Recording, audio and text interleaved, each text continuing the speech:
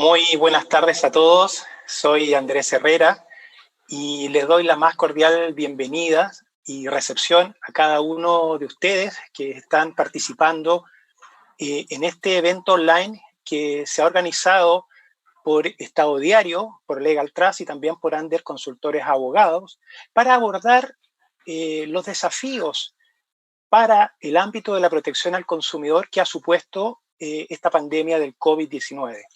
Y en ese sentido, la idea es abordar, conversar con nuestros destacados expositores, tanto nacionales como internacionales, todas aquellas situaciones que se han producido en estos últimos días y semanas y que han impactado a la relación entre consumidores y proveedores y todos los efectos que esto ha traído consigo y los desafíos que han supuesto tanto para los reguladores como para, por cierto, los proveedores y también los consumidores. Evidentemente que esta es una pandemia que trasciende exclusivamente el ámbito evidente de la salud pública, invadiendo todos los espacios de nuestra vida y, por cierto, también el ámbito jurídico y el ámbito de la relación de consumo. A continuación, quiero saludar, agradecer y darle también la bienvenida a cada uno de nuestros expositores que nos acompañan el día de hoy, comenzando por Wendy Ledesma, de Indecopi de Perú, también a María Carolina Corchone de la Superintendencia de Industria y Comercio de Colombia, muchas gracias, y nuestros expositores nacionales, José Roa, exdirector del CERNAC en Chile, y Mauricio Tapia, profesor de Derecho Civil de la Universidad de Chile. Muchas gracias por su participación y su disposición en este evento. También, obviamente, agradecer a cada uno de ustedes que están participando a través de nuestras distintas plataformas en este evento, darle también la cordial bienvenida. No solo nos acompañan participantes desde Chile, sino que de distintos países de la región y también darles a ellos la cordial bienvenida. Quiero comentarles también que la estructura va a ser la exposición de cada uno de nuestros intervinientes, expositores, de aproximadamente 15 a 20 minutos, para que a continuación y al final de todas las exposiciones podamos recoger las preguntas que ustedes nos pueden comenzar a mandar para formulárselas a nuestros expositores. Sin más, entonces, y agradeciendo la participación de todos, quiero dejar con ustedes, en primer lugar, a Wendy Ledesma Orbegoso. Ella es directora de la Autoridad Nacional de Protección al Consumidor del Instituto Nacional de Defensa de la Competencia y la Protección de la Propiedad Intelectual del Perú, Indecopi. Ella es abogada de la Pontificia Universidad Católica del Perú, magíster en Artes en Derecho, Economía y Políticas Públicas de la Universidad Complutense de Madrid, España. Y ella nos va a comentar respecto de las acciones que el Indecopi en Perú ha implementado con ocasión de esta pandemia y de los desafíos que también eso ha supuesto para el regulador peruano. Te dejamos, Wendy, y muchas gracias por tu participación. Bueno, buenas tardes con todos y todas. En realidad, muchas gracias, Andrés, por esta invitación que nos permite compartir estas experiencias y los retos, como tú bien has señalado, los desafíos que tenemos las agencias de consumidor para poder sumar en esta reactivación tan necesaria que van a requerir nuestros países y restablecer la confianza de los consumidores con los proveedores. Quiero agradecer a Estado Diario, a Legal Trust y Ander Consultores y Abogados por la organización del evento. Y sin más, paso un poco a comentarles qué es lo que ha estado pasando en el Perú y qué medidas ha ido tomando el gobierno para poder paliar un poco esta crisis. Primero empezar con algo importante y es un dato que creo que es relevante para poder entender las medidas que se han tomado en mi país.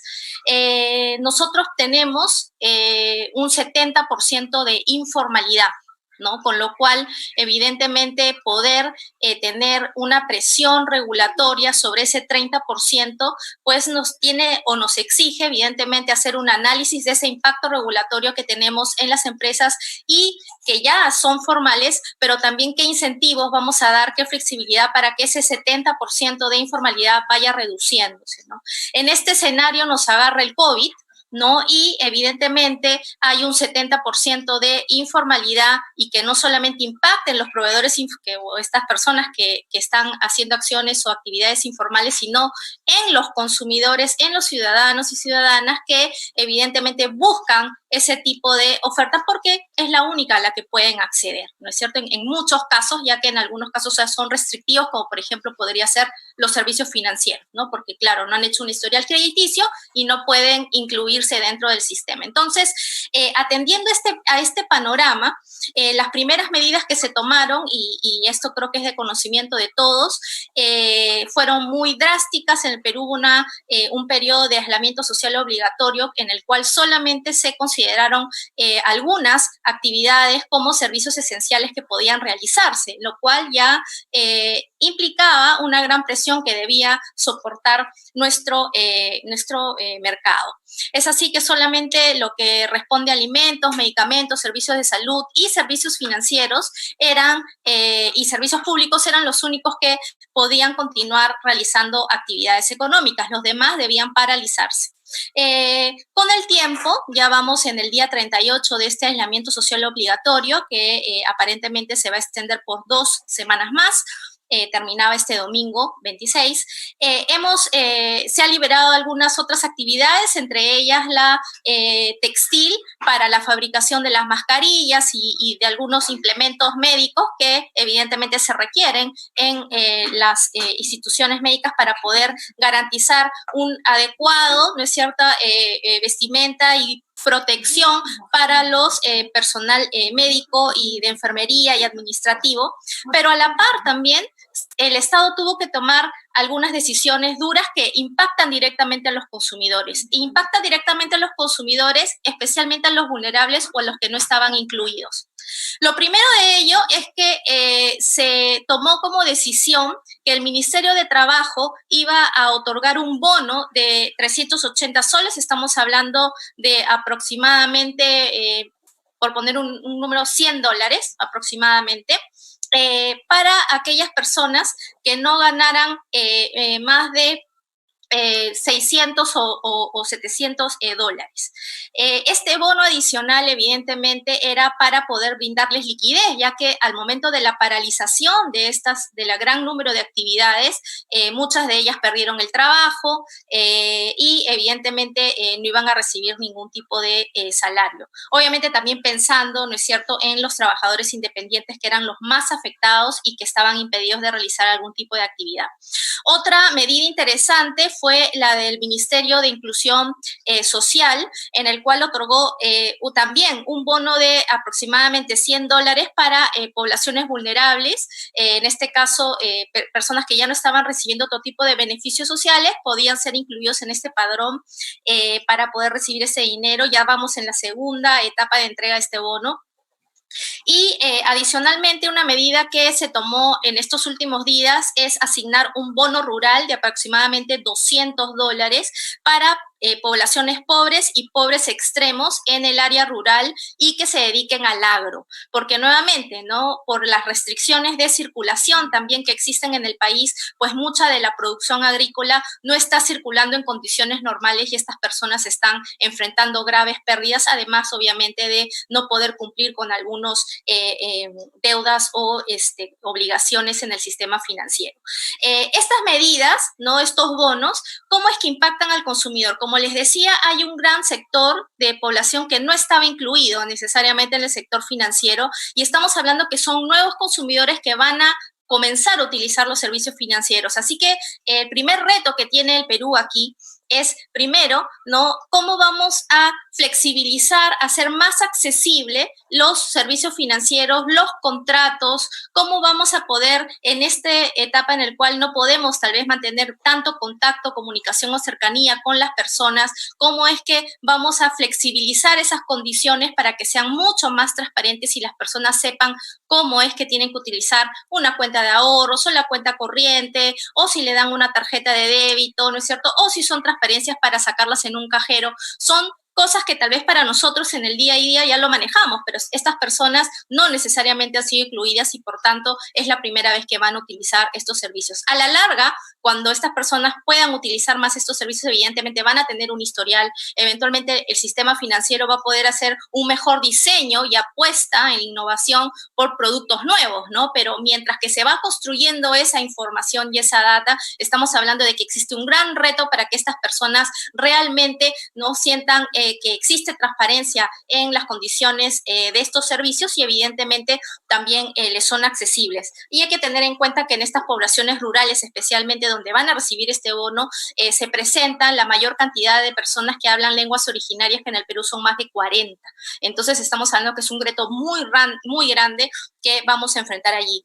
Asimismo, otros temas que se discutieron aquí, nosotros tenemos una cuenta por compensación de servicios, en la cual los empleadores depositan en una cuenta de las personas que se encuentran laborando en sus empresas, en sus instituciones, un monto, ¿no es cierto?, cada 6 meses, y se liberalizó hasta 2.000 soles. Hay algunas personas que solo tenían ese fondo hasta 2.000. Quiere decir de que si pierden el trabajo en los próximos meses, ya que se ha liberado ya esto hace unas pocas semanas, estas personas ya no tienen ese fondo de compensación, pero también fue una medida para paliar a las personas, ya no del trabajador independiente, sino de las personas que aún mantenían un trabajo y tenían ese seguro allí, pues para que puedan tener liquidez. Y asimismo hubo toda una discusión con las empresas de fondos de pensiones aquí, y se ha discutido mucho la reestructuración y el repensar el modelo de los fondos de pensiones, que finalmente hay una gran participación privada allí, y en esa repensar que todavía el gobierno ha dicho que vamos a hacer un estudio mucho más, en condiciones mucho más sin los ánimos tan cargados con los que se han venido discutiendo estas reformas exigidas por la población.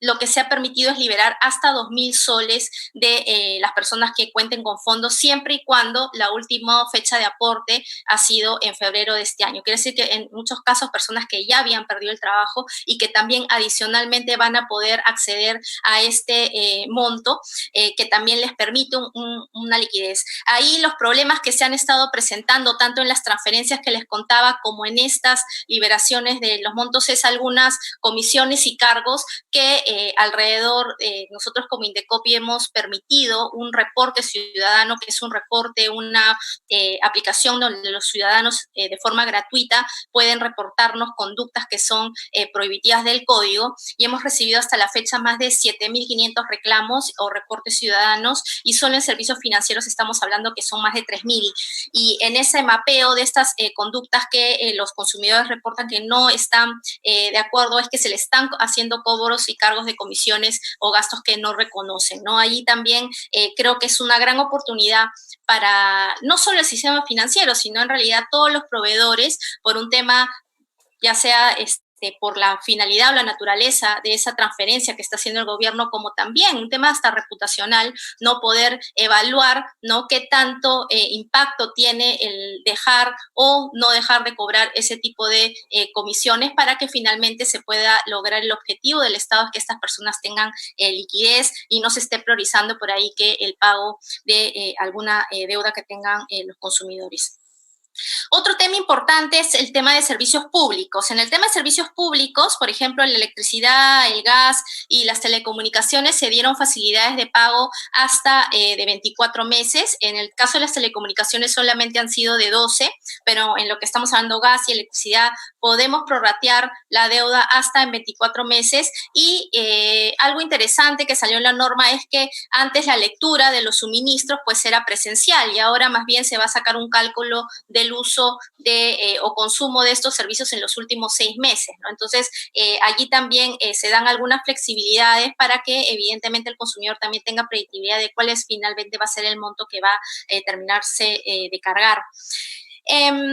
Otra medida también interesante, que tal vez no ha sido como en otras legislaciones, en otros países que hemos visto que sí se ha establecido una normativa mucho más clara respecto de las facilidades que se deben dar a los consumidores de los servicios financieros. Aquí lo que se permitió es que la Superintendencia de Banco y Seguros pueda relajar, flexibilizar un poco las medidas de corte prudencial para poder darle esa flexibilidad a los bancos, la espalda, para poder refinanciar algunas deudas de los consumidores. Especialmente estamos hablando hipotecario, consumo, tarjetas de crédito. En otros países las intervenciones sabemos que sí han sido de costo cero por 2, 3 meses, ¿no es cierto? Y va a la última cuota del crédito o se refinancian sin ningún tipo de interés. Aquí en realidad ha sido más liberalidad de las entidades financieras que han permitido algunas reprogramaciones de deudas, refinanciamientos no, ya que en refinanciamientos estamos hablando de un escenario donde el deudor ya es moroso. En las reprogramaciones estamos hablando que el cliente está en estado normal, no tiene una deuda en mora y por tanto se ha permitido hacer una reprogramación de esa deuda, pero no se ha estado en algunos casos perdonando los intereses, igual se han estado haciendo ese cálculo. Y en el caso de las tarjetas de crédito, que es un tema que también nos han reportado los consumidores, solamente se han estado haciendo reprogramaciones de los pagos mínimos, no de los pagos totales de tarjeta, con lo cual ahí existiría también una oportunidad de evaluar si este tipo de medidas al final no terminan agravando, ¿no? La condición o la situación de los consumidores. Fuera de estas medidas, en realidad, que al menos recogí para poder exponerles qué es lo que se ha estado trabajando en consumidor, creo que los grandes retos que vienen se van a dar con los contratos de consumo que por el periodo de aislamiento social obligatorio pues no se han podido ejecutar. Como ustedes saben, en las reglas por caso fortuito, fuerza mayor, pues exoneran de cierta manera responsabilidad, en este caso los proveedores de recibir algún tipo de sanción por la falta de cumplimiento. Sin embargo, eso no los exime de hacer, de cumplir extemporáneamente, ¿no? O de ser el caso devolver el dinero o la contraprestación pagada por el consumidor.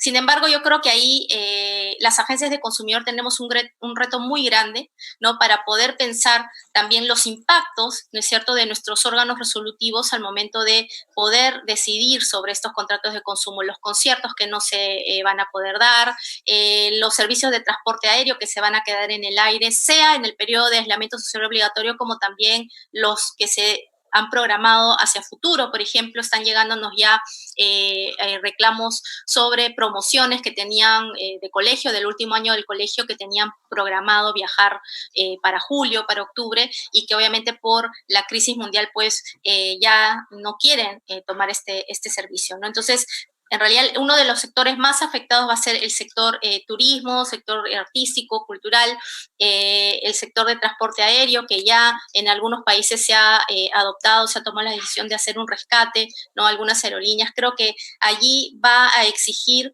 una evaluación tanto de la Agencia de Consumo en su calidad en el Perú, en su calidad de Autoridad Nacional de Protección al Consumidor, como ente rector de un sistema nacional de protección al consumidor, el cual está conformado por otros entes rectores, como por ejemplo el Ministerio de Transportes y Comunicaciones, existe la participación del Ministerio de Comercio Exterior y Turismo, para poder sentarnos, ¿no es cierto?, y ver cómo vamos a poder, por un lado, reactivar la economía, que es la finalidad, ¿no es cierto?, lo que tiene que procurar evidentemente estos entes rectores, pero también, ¿no es cierto?, con la autoridad de consumo para ver cómo vamos a poder lograr que estos consumidores pues puedan revertir o paliar, ¿no es cierto?, las consecuencias de esta crisis que estamos enfrentando.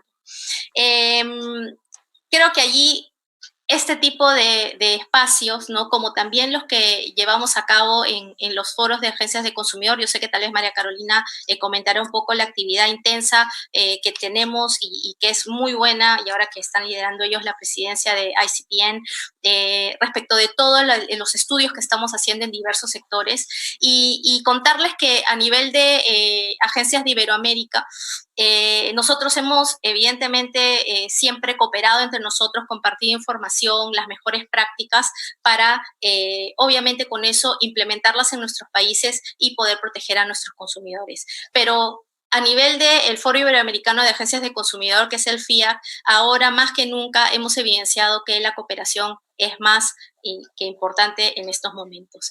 Es así que todas las agencias de consumidor, alrededor de un mes, sacamos un comunicado conjunto en el cual pusimos en relieve, ¿no? Ya que estábamos hablando del inicio de la crisis, que los consumidores evidentemente mantuvieran la confianza en el sector empresarial, y el sector empresarial también a comenzar a hacer medidas de prevención para poder brindar esas facilidades a los consumidores, salidas, evidentemente respecto de las expectativas que se habían formado en la adquisición o contratación de productos y servicios. Asimismo, también hicimos un llamado, ya que al inicio de la crisis hubo todas estas compras numerosas de los consumidores, ¿no? Que iban a los supermercados para poder hacer compras masivas, y evidentemente allí también llamamos tanto a la conducta de los consumidores a que guardaran la calma, como también a los proveedores respecto de conductas como el acaparamiento o la especulación. Y allí me permito contarles que en el Perú la figura del acaparamiento no existe en nuestro sistema legislativo. Nosotros lo teníamos como un delito, el acaparamiento. Sin embargo, por una modificación de la ley de competencia, este delito se derogó del Código Penal. Solo contábamos con la figura de la especulación, y para el tema de la especulación, solamente que está como un delito, se activaba siempre y cuando existe una lista oficial de precios. En el Perú, por el cambio a la Constitución del 93, nosotros ya no intervenimos en los precios, con lo cual este tipo penal en realidad nunca se podía activar, ¿no? Esto fue algo que en realidad estamos trabajando actualmente para que se puedan dar las condiciones para que eventualmente el Poder Ejecutivo pueda dictar o identificar cuáles son esos productos, ¿no?, esenciales de la canasta básica, principales, que deberían tal vez tener una supervisión adicional, un control, y eventualmente a través de la Policía Fiscal, el Ministerio Público, poder identificar cuáles son estos proveedores que están especulando con algunos precios. Al inicio de la crisis, pues, fueron las mascarillas y los alimentos básicos primarios. Sin embargo, actualmente pues nuevamente se están dando algunos comportamientos con los guantes, las mascarillas, y estamos viendo que también se está dando, es más, a nivel internacional, con algunos equipos médicos y con medicamentos. Entonces, creo que es algo que nos exige a nosotros cooperar, conversar entre nosotros y ver cuáles son las mejores medidas o mejores prácticas que se están tomando en otros países, para nosotros también poder ya sea adecuar la legislación, hacer una intervención mucho más efectiva, de impacto. Y creo que algo importante que las agencias no debemos dejar ahora de lado es la comunicación. Desde que empezó la crisis, nosotros, al menos en el Perú, el presidente de la República ha estado saliendo casi diariamente, ¿no?, alrededor de las 12, la 1 de la tarde, a dar un mensaje a la nación, con el reporte de las cosas que se han venido haciendo, ¿no? Cuántas camas teníamos disponibles en los hospitales, cómo íbamos con las compras de las pruebas rápidas, de las pruebas moleculares, cómo se está haciendo para poder traer a los nacionales, a los peruanos que estaban en otros países, dónde lo estábamos ubicando, si se estaban dando transferencias a los gobiernos regionales para que estas personas al llegar a Perú puedan llegar a su destino, etc., etc.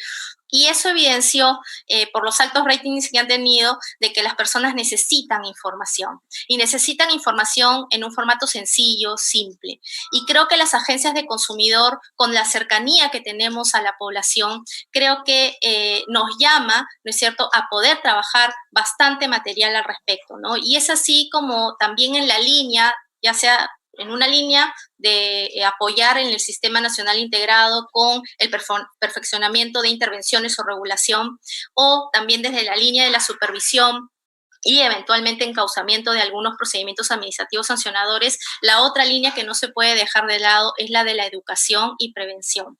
Y allí hemos estado sacando bastante material a disposición de los consumidores.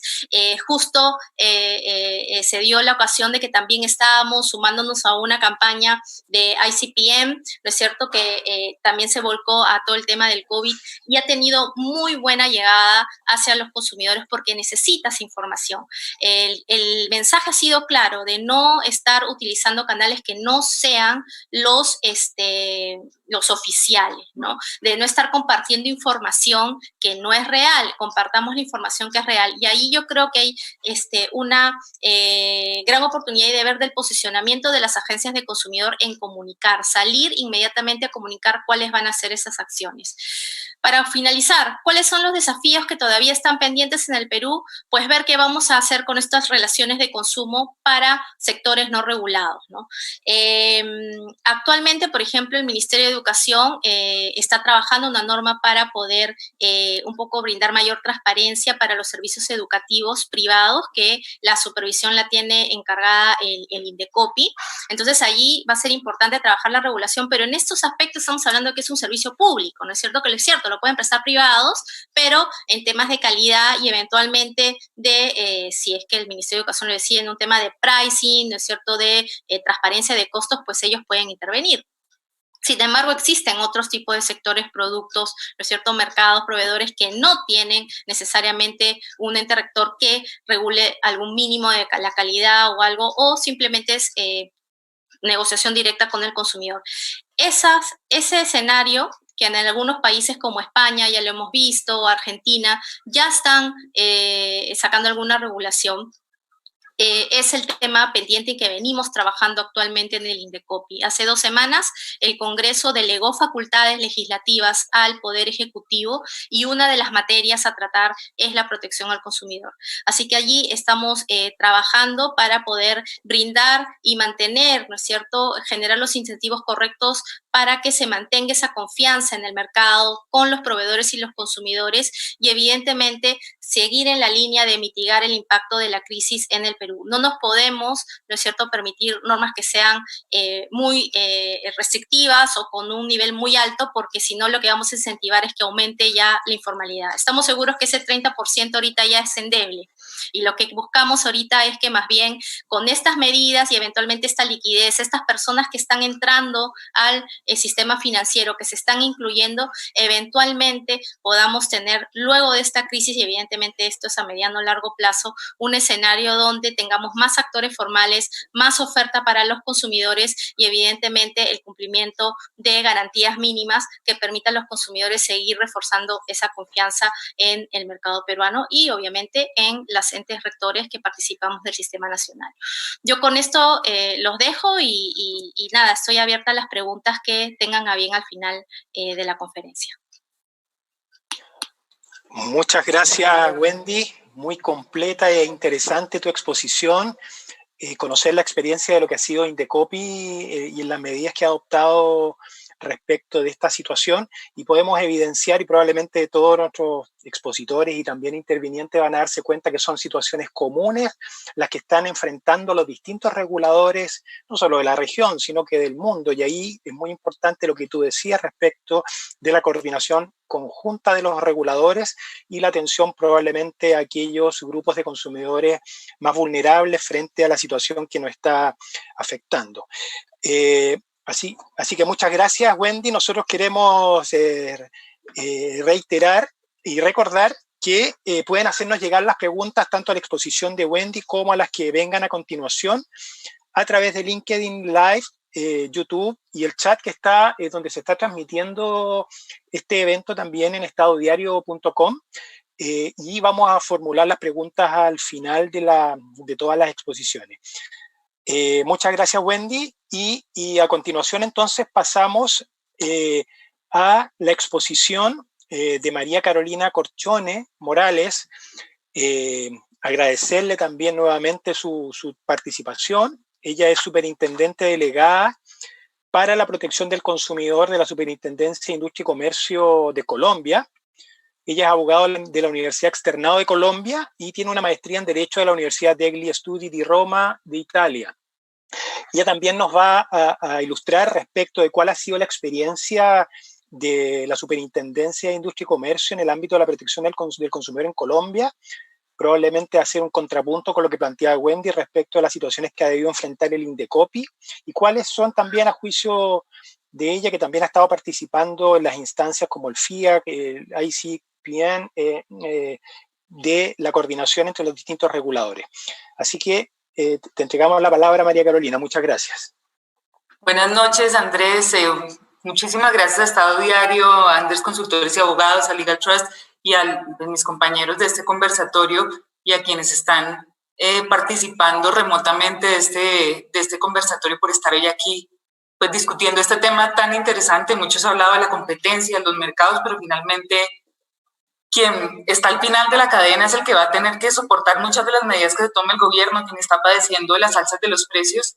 Entonces yo me voy a referir a algunos puntos que hemos trabajado acá en la Superintendencia de Industria y Comercio en ejercicio de nuestras competencias y voy a trabajarlo como en 3 momentos, de lo más difícil a cómo hemos ido logrando algunos aspectos, algunos avances positivos en este momento tan complejo y retador para nosotros como autoridades de protección al consumidor. Voy a compartir en este momento mi pantalla. ¿Me pueden decir si ya me ven? ¿Alguien que esté? Asumo entonces que sí. Me devuelvo acá a la primera. En una primera reflexión que tuvimos en la Delegatura de Protección al Consumidor, nos llamamos la autoridad. Disculpe que interrumpa, María Carolina, todavía no se ve la pantalla, por si acaso. ¿Todavía no se ve? No. ¿Está cargando o...? No, solo te ves tú. A ver si puedo apretar de nuevo compartir pantalla. ¿Sí? Y aquí. Ya. Ahora sí. Ok. Listo. Ahí sí. En Colombia, en estas reflexiones o interrogantes de la pandemia, imagínense ustedes que el turismo es una actividad importantísima. Incluso el gobierno del presidente Iván Duque acuñó una expresión que dijo que el turismo es el nuevo petróleo. Y llega el COVID y pues la expresión por sí misma se cae. O sea, no hay turismo, no hay petróleo. Y jurídicamente pues plantea un reto para todos los abogados de la Delegatura de Protección al Consumidor, que no estamos habitualmente acostumbrados a enfrentar los fenómenos del caso fortuito, la fuerza mayor. Nosotros nos dedicamos a la vigilancia de los mercados, a hacer que se cumpla el Estatuto del Consumidor y nos plantean estos interrogantes. Entonces, a la primera pregunta que nos enfrentamos es, bueno, ¿qué tratamiento le debemos dar a esta imposibilidad en el cumplimiento de la prestación a cargo del empresario? Claro, inmediatamente uno retoma sus conocimientos de derecho y dice, pues uno podría pensar en una fuerza mayor. Y ya uno de los colegas que intervendrá más adelante, que escribió un artículo muy interesante, expondrá al respecto. Entonces, la primera pregunta es, ¿qué tratamiento le damos a este fenómeno? Es una imposibilidad que una vez superada la pandemia o el aislamiento obligatorio en el que estamos, podrá cumplir el empresario. Y ante esta pregunta surge otra. Entonces, ¿debe el consumidor soportar la pérdida de lo que ha pagado frente a un servicio que no se le ha prestado? Pero entonces, si el consumidor le debemos proteger porque es el extremo débil de esa relación, ¿por qué debe soportarlo? Lo que lleva a la siguiente pregunta. Entonces, ¿puede el empresario aplazar el cumplimiento de su prestación sin que se configure mora alguna? Después, cuando todo vuelva a la normalidad, esta expresión que hemos usado en estos días, cuando todo vuelva a la normalidad y el empresario pueda cumplir, ¿le damos entonces la posibilidad de que le cumpla a ese consumidor? Pero si el consumidor ya no quiere, si su expectativa de disfrutar de ese servicio ya se frustró, ya no quiere. Lo que nos lleva a la siguiente pregunta, que es pues, más problemática. ¿Puede el consumidor en este momento exigir la devolución del dinero? Entonces viene una reflexión que dice, pero los empresarios no tienen la plata. Entonces, encuentra uno los conceptos jurídicos para responder a estos interrogantes, pero también tiene que ver la realidad de los mercados para responder a estos mismos interrogantes desde otro punto de vista. ¿Y qué ocurrió en Colombia frente a estos dos sectores? Pues el gobierno nacional expidió 2 decretos con esas facultades que igualmente tiene de manera extraordinaria la rama ejecutiva, expidió 2 decretos con 2 normas similares, la redacción es idéntica, para las aerolíneas y para los prestadores de servicios turísticos en general, pues donde se encuentran incluidos los hoteles. Palabras más, palabras menos, esta disposición señala que tanto las aerolíneas como los prestadores de servicios turísticos podrán reembolsar al consumidor en servicios, ¿cierto? Lo que el consumidor hubiera ya pagado frente a un servicio que no se ha podido prestar. Estas 2 normas ya están vigentes y el consumidor tendrá hasta 1 año luego de superada la emergencia para disfrutar de este reembolso. Entonces, ese podrá reembolsar en servicios que preste la aerolínea o que preste el prestador de servicios turísticos, deja abierto el interrogante de, bueno, pero entonces también puede pedir la devolución del dinero. Si hacen una interpretación a favor del consumidor, uno diría, pues claramente podría hacerlo también. Ahora, viene un siguiente sector que se ve afectado. Hoy en día, pues Colombia, en las grandes capitales, tiene una actividad cultural bastante interesante y pues nos hacemos los mismos interrogantes. ¿Qué va a pasar? Los consumidores ya pagaron por la boleta, pero los artistas no van a poder venir al país y el consumidor no va a poder asistir a estos espectáculos públicos. De hecho, según lo anunciado por el gobierno nacional, este será de los últimos sectores en reactivarse. Desde la Superintendencia de Industria y Comercio nosotros vigilamos a quienes organizan, a toda la cadena que está en los espectáculos públicos de las artes escénicas, pues sugerimos al Ministerio de Cultura una interpretación de las normas vigentes en donde se permite al empresario de los espectáculos públicos de las artes escénicas reprogramar el evento una vez se supere la emergencia. Así se lo dijimos a la ministra de Cultura, le sugerimos esa interpretación. Ahora no devuelvan dineros. Espérense que se supere la emergencia y busquen la reprogramación. Ahora, si la reprogramación no se logra o al consumidor ya no le interesa o no puede asistir en la fecha de la reprogramación, cambia el escenario.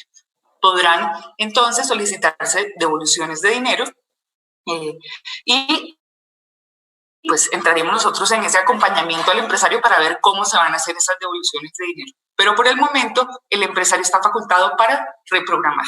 Y de la información que hemos recibido en estos días en la Delegatura de Protección al Consumidor, pues jugando un poco con lo incierto también, muchos conciertos ya han sido reprogramados para finales del 2020 e incluso inicios del 2021. Es un poco apostándole a que vamos a poder volver a este tipo de escenarios como lo hacíamos anteriormente, o pues tomando unas medidas distintas, pero pudiendo asistir. Ahora, dentro de los interrogantes que también nos planteamos nosotros como Autoridad de Inspección, Vigilancia y Control, pues tenemos que hacer cumplir una ley. Y para intervenir esa ley, pues, ¿quién puede hacerlo? El legislador. Nos queda un poco complicado en nuestro carácter de autoridad de la rama ejecutiva de Inspección, Vigilancia y Control entrar a modificar el Estatuto del Consumidor. Entonces también le planteamos al gobierno 2 interrogantes muy interesantes frente a un derecho que tienen los consumidores, que es el de recibir productos de calidad.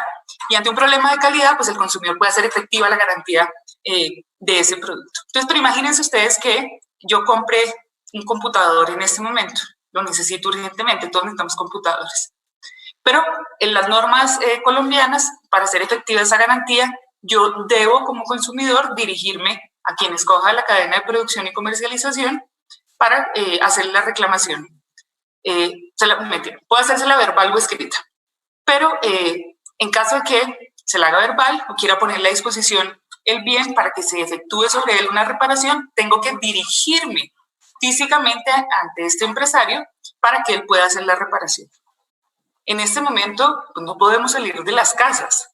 No sabemos cuándo podremos hacerlo y salir plantea un riesgo. Así las cosas, nosotros les sugerimos al gobierno suspender los términos para hacer efectivas las garantías. Si yo tengo un bien, que se suspenda durante dure el aislamiento, ese periodo de garantía que viene corriendo, que se suspenda y una vez pues podamos desplazarnos con algunas limitaciones, pero pudiendo desplazarnos a los distintos establecimientos, se reanudará el término. E igualmente le sugerimos que se suspendieran los términos de reparación de bienes entregados por el consumidor al empresario.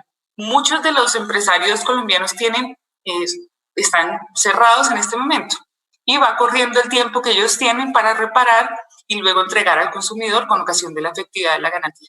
Estos interrogantes pues no han sido acogidos todavía por el gobierno nacional, estarán en estudio próximamente por el Ministerio de Comercio, pero pues debemos tenerlos en cuenta.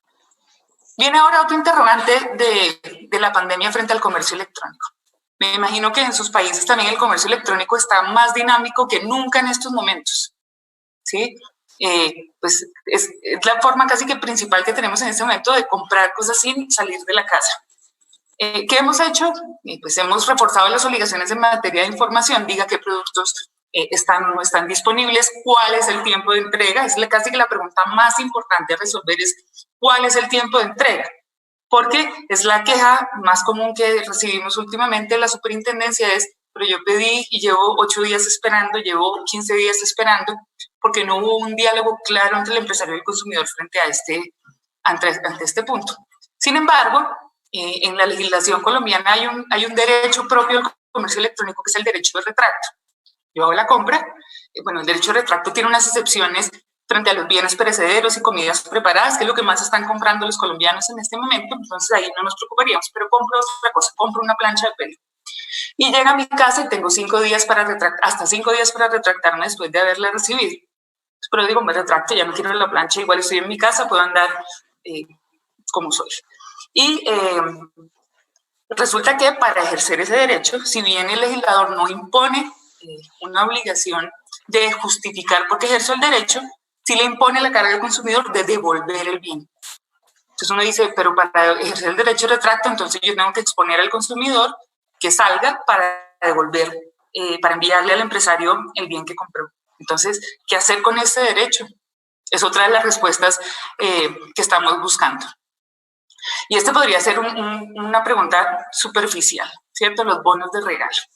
Pero me la formularon esta mañana y decidí incluirle. Uno dice, en este momento la gente está preocupada por lo que tiene para comer del diario, pero pues muchos de estos bonos de regalo se vuelven útiles. En este momento los hago efectivos porque necesito abastecer. Pero muchos de los lugares donde puedo redimir estos bonos, establecimientos de empresarios, están cerrados. ¿Cómo los redimo entonces? ¿Se me va a vencer el tiempo para redimirlos? Entonces, en Colombia, una de las instrucciones que impartió la superintendencia contenidas en la circular única de la Superintendencia de Industria y Comercio es que dispone que los bonos de regalo tienen mínimo 1 año para redimirse, pero el tiempo va corriendo. Otra pregunta que nos formulamos entonces es, ¿debemos suspender este término? La pregunta podría parecer un poco superficial, no hablando de bonos de regalo cuando las necesidades son otras, pero pues debemos plantearla igualmente. Ahora pasando, ya dejando estas dificultades que plantean más preguntas que respuestas, estas dificultades ya son concretas en la vigilancia que hacemos en el mercado actualmente. Seguramente en sus países el problema más común en estos momentos son los precios elevadísimos de los productos de primera necesidad. Y llegan denuncias y dice, es que los huevos están carísimos, es que los tapabocas cuestan 200.000 pesos, el jabón, el gel antibacterial ayer costaba 100, hoy cuesta 3.000, ¿qué vamos a hacer? Entonces viene la primera dificultad. La especulación, por el contrario de lo que mencionaba Wendy, sí es una conducta que está en el Estatuto del Consumidor, pero está dispuesta únicamente para precios regulados. Únicamente puede haber vigilancia por especulación frente a precios que hayan sido fijados por el gobierno nacional. Y resulta que estos productos de primera necesidad pues no tienen un precio regulado. Y entonces el precio, ¿quién lo fija? Pues el mismo mercado. Entonces entra la autoridad, ya entra la autoridad con un problema, porque si el mercado es el que está marcando la pauta de estos precios, pues es muy poco el margen de acción que queda. ¿Qué ha hecho el gobierno nacional? Rápidamente, porque esto tiene bastantes aristas. Entonces, el Departamento Nacional de Estadística está monitoreando los precios. Y cada 5 días debe informar cómo se han comportado los precios de un listado de productos de primera necesidad, cómo ha sido ese comportamiento. Entonces, él muestra cómo se van comportando esos productos.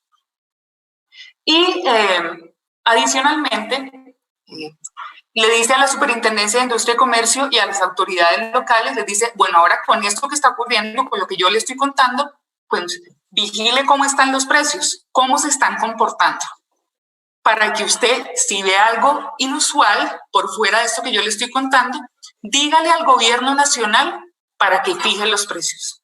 Es una vuelta larguísima. Entonces, ahí tenemos una gran dificultad con el tema de los precios de los productos de primera necesidad. Ahora, otra conducta que está en el Estatuto del Consumidor es el acaparamiento. Entonces, ustedes dirán, claro, es que están todos los acaparadores aprovechándose de la situación. Pero la conducta trae una grandísima dificultad. Una vez iniciada la investigación administrativa de carácter sancionatorio, es que se debe probar la intención de desabastecer el mercado para forzar el alza del precio. Usualmente las conductas en materia de protección al consumidor, la intencionalidad con la que actúa el empresario es irrelevante. ¿Sí? Es casi que una verificación, no podría decirlo objetiva porque los colegas estarían preocupados por lo que estoy diciendo, pero la intencionalidad es un elemento que no se demuestra o se debe probar frecuentemente. Entonces aquí nos enfrentamos a esto, entonces no es que uno pueda decir inmediatamente, sí hay acaparamiento. Pues toca desplegar una serie de actuaciones para demostrar esa intencionalidad de desabastecimiento para forzar el alza de precios. ¿Qué otras dificultades hemos tenido? Pues obviamente hay algunos términos administrativos que están suspendidos, otros tantos solo aquellos que inicien con ocasión del COVID-19, pero tenemos la dificultad de la comunicación y notificación de actos administrativos. Ustedes dirán, pues sí, es una dificultad mínima, ¿no? Es muy importante porque como autoridad, si queremos tener un impacto en el mercado, debemos siempre garantizar el debido proceso y debemos comunicar y notificar nuestros actos administrativos y pues hay unas restricciones de movilidad en todo el territorio. Las empresas que se encargan del correo de este tipo de situaciones, pues también tienen las mismas limitaciones y no todos los empresarios tienen una dirección de correo electrónico con los que yo pueda comunicarme. Y adicionalmente, otra dificultad de la pandemia, pues esta sí es al consumidor que tiene ese problema particular y concreto, que quiere resolver su problema particular y ya hizo la reclamación y nadie le respondió, pues su paso siguiente en un escenario normal sería presentar una demanda en ejercicio de la acción de protección al consumidor. Sin embargo, los términos judiciales están suspendidos. Entonces, esas reclamaciones están ahí hasta que se decida reanudar ese conteo. Ahora, rápidamente, quisiera contarles algunos logros de la pandemia. Si uno pudiera decir qué logra en la pandemia, pues hemos logrado cosas para ayudar a los consumidores. En la superintendencia se desarrolló una aplicación móvil que se puede descargar en Android, en iOS y en otro que ahora no recuerdo. Y a través de esta aplicación los consumidores pues fácilmente pueden denunciar lo que están viendo para que la autoridad tenga más ojos vigilantes en el mercado. Adicionalmente, nosotros desde la Delegatura de Protección al Consumidor vigilamos a los prestadores de servicios de telecomunicaciones y servicios postales y pues tuvimos un diálogo con la Comisión de Regulación de las Comunicaciones, quienes regulan pues, todo este tema y fijan lo que nosotros debemos vigilar, y se logró la flexibilización de algunos temas para los usuarios. Pues además de que no tengan que ir obligatoriamente a la atención física en los puntos de atención, sino que se puede hacer todo por otros canales telefónicos virtuales, vienen unas medidas de beneficio frente a los pagos que se tienen que hacer. Yo vi ahorita, Wendy, que hablaba de unos términos larguísimos, 12 meses. Bueno, en Colombia los periodos de gracia que se dieron para algunos servicios son de 30 días, que pues de llegarse a ver una problemática que supere estos 30 días, seguramente tendríamos que hablar nuevamente con la Comisión de Regulación de Comunicaciones.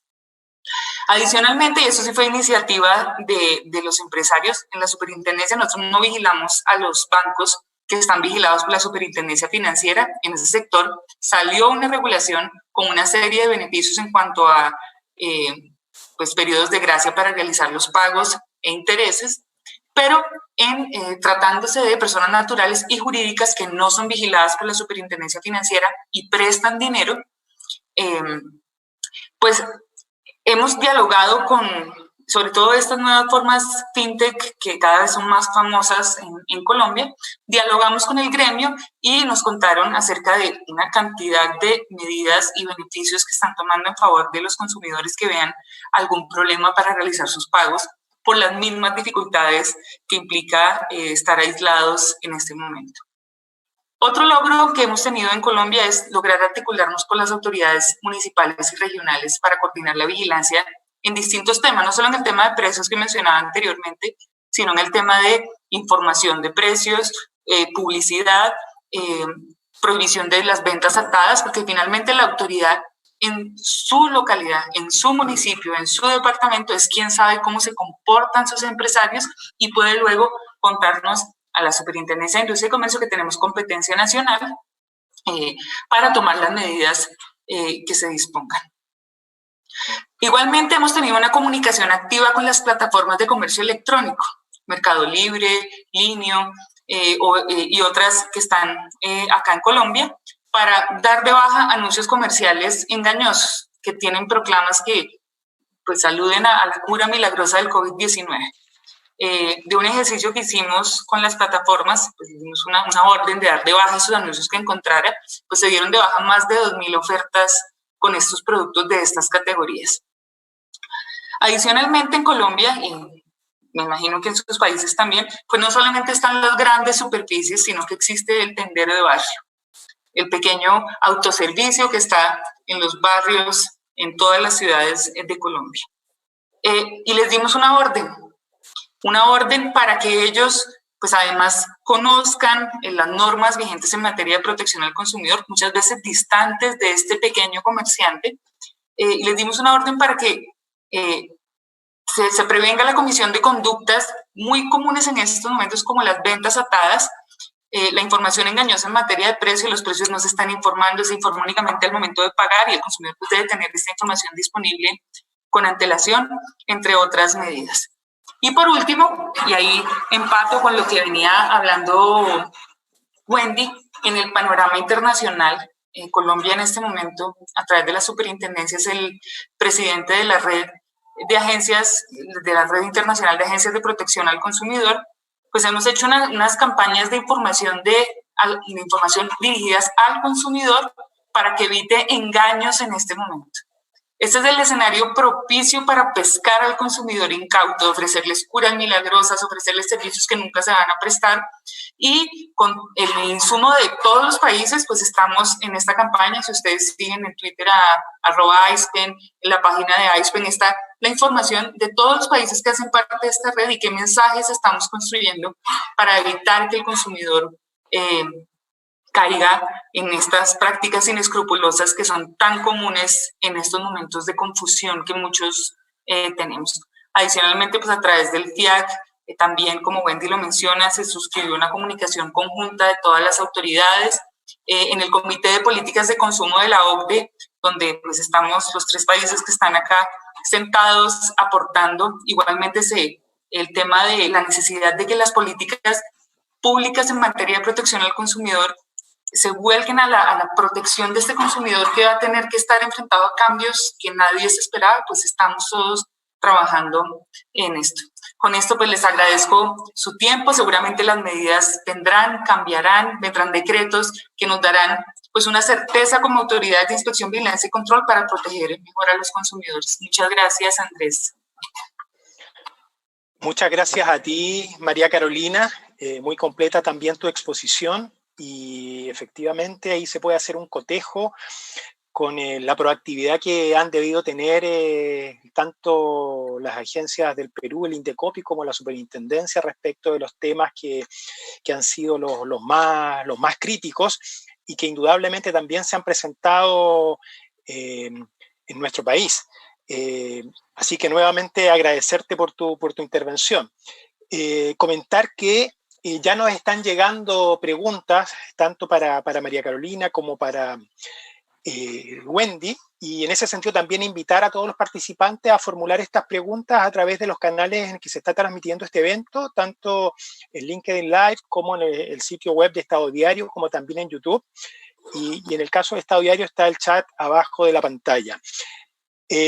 Bueno, y siguiendo con nuestras exposiciones, toca ahora ya la participación de nuestros expositores nacionales, y particularmente vamos a dejar con ustedes a José Roa Ramírez, que es abogado, ex profesor de Derecho al Consumo de la Universidad de Chile y fue exdirector también del Servicio Nacional del Consumidor en Chile entre el 2004 y el 2010. Y probablemente José nos va a ilustrar también respecto de cuáles han sido las medidas que tanto el CERNAC como órgano de fiscalización ahora con la nueva ley, como los demás actores del ecosistema de protección al consumidor han debido tomar a propósito de esta pandemia y probablemente también hacer una comparación con aquellas situaciones que se han enfrentado también tanto en Perú como en Colombia. Así que te damos la palabra, José. Muchas gracias por tu participación también. Hola, buenas noches. Un saludo a todas, a todos. Preparé una pequeña presentación para compartir con ustedes y poder facilitar esta conversación. Y bueno, y ver cómo podemos ir comparando estos panoramas de manera más comparada, ¿cierto? Lo primero es que a propósito de esta pandemia sanitaria, ha tenido un primer efecto directo en materia de protección al consumidor a propósito de un conjunto de contratos. De hecho, María Carolina ya lo adelantaba, es un efecto directo sobre contratos que estaban en curso y que los hechos no se vieron cumplidos, tales como eventos masivos que habían sido contratados, pasajes aéreos, paquetes turísticos que habían sido contratados, gimnasios que tienen servicios que son mensuales, o los propios servicios educacionales. Y sobre esto, bueno, más bien más preguntas que respuestas y probablemente de alguna manera introduciendo lo que Mauricio luego nos va a compartir, es bueno, si en este caso nos encontramos, ¿no?, frente a un caso fortuito, una fuerza mayor, si hay distinciones a propósito de decisiones que fueron tomadas por los proveedores antes de los actos de autoridad, cuál es la duración de este caso fortuito o fuerza mayor, si hay una imposibilidad absoluta o relativa, cuáles son los derechos que el consumidor tiene frente a esto, si puede posponer los pagos, cuáles son los criterios para poder evaluar los cumplimientos por equivalencia, si los cumplimientos por equivalencia requieren o no el consentimiento del consumidor. La verdad es que son un conjunto de interrogantes respecto de un primer efecto directo a propósito de esta pandemia sanitaria sobre contratos previamente suscritos. Luego tenemos un segundo efecto, que es un efecto emergente. El primero, a propósito de especulación y acaparamiento de elementos básicos, insumos farmacéuticos, remedios. En Chile no tenemos una norma permanente, hay solo una norma excepcional para cierto tipo de casos. El CERNAC, ejerciendo su nueva facultad fiscalizadora, realizó una tarea de vigilancia y entregó todos estos resultados al Ministerio Público, sin que conozcamos ni la intensidad de la fiscalización, ni resultados estadísticos, sino que muy generales, ni tampoco hemos tenido noticias sobre la actividad del Ministerio Público al respecto. Pero eso ha sido un primer momento. A propósito de insumos médicos, farmacéuticos, comillas de primera necesidad en este contexto, como lo son las mascarillas, el alcohol gel y, por cierto, los alimentos básicos.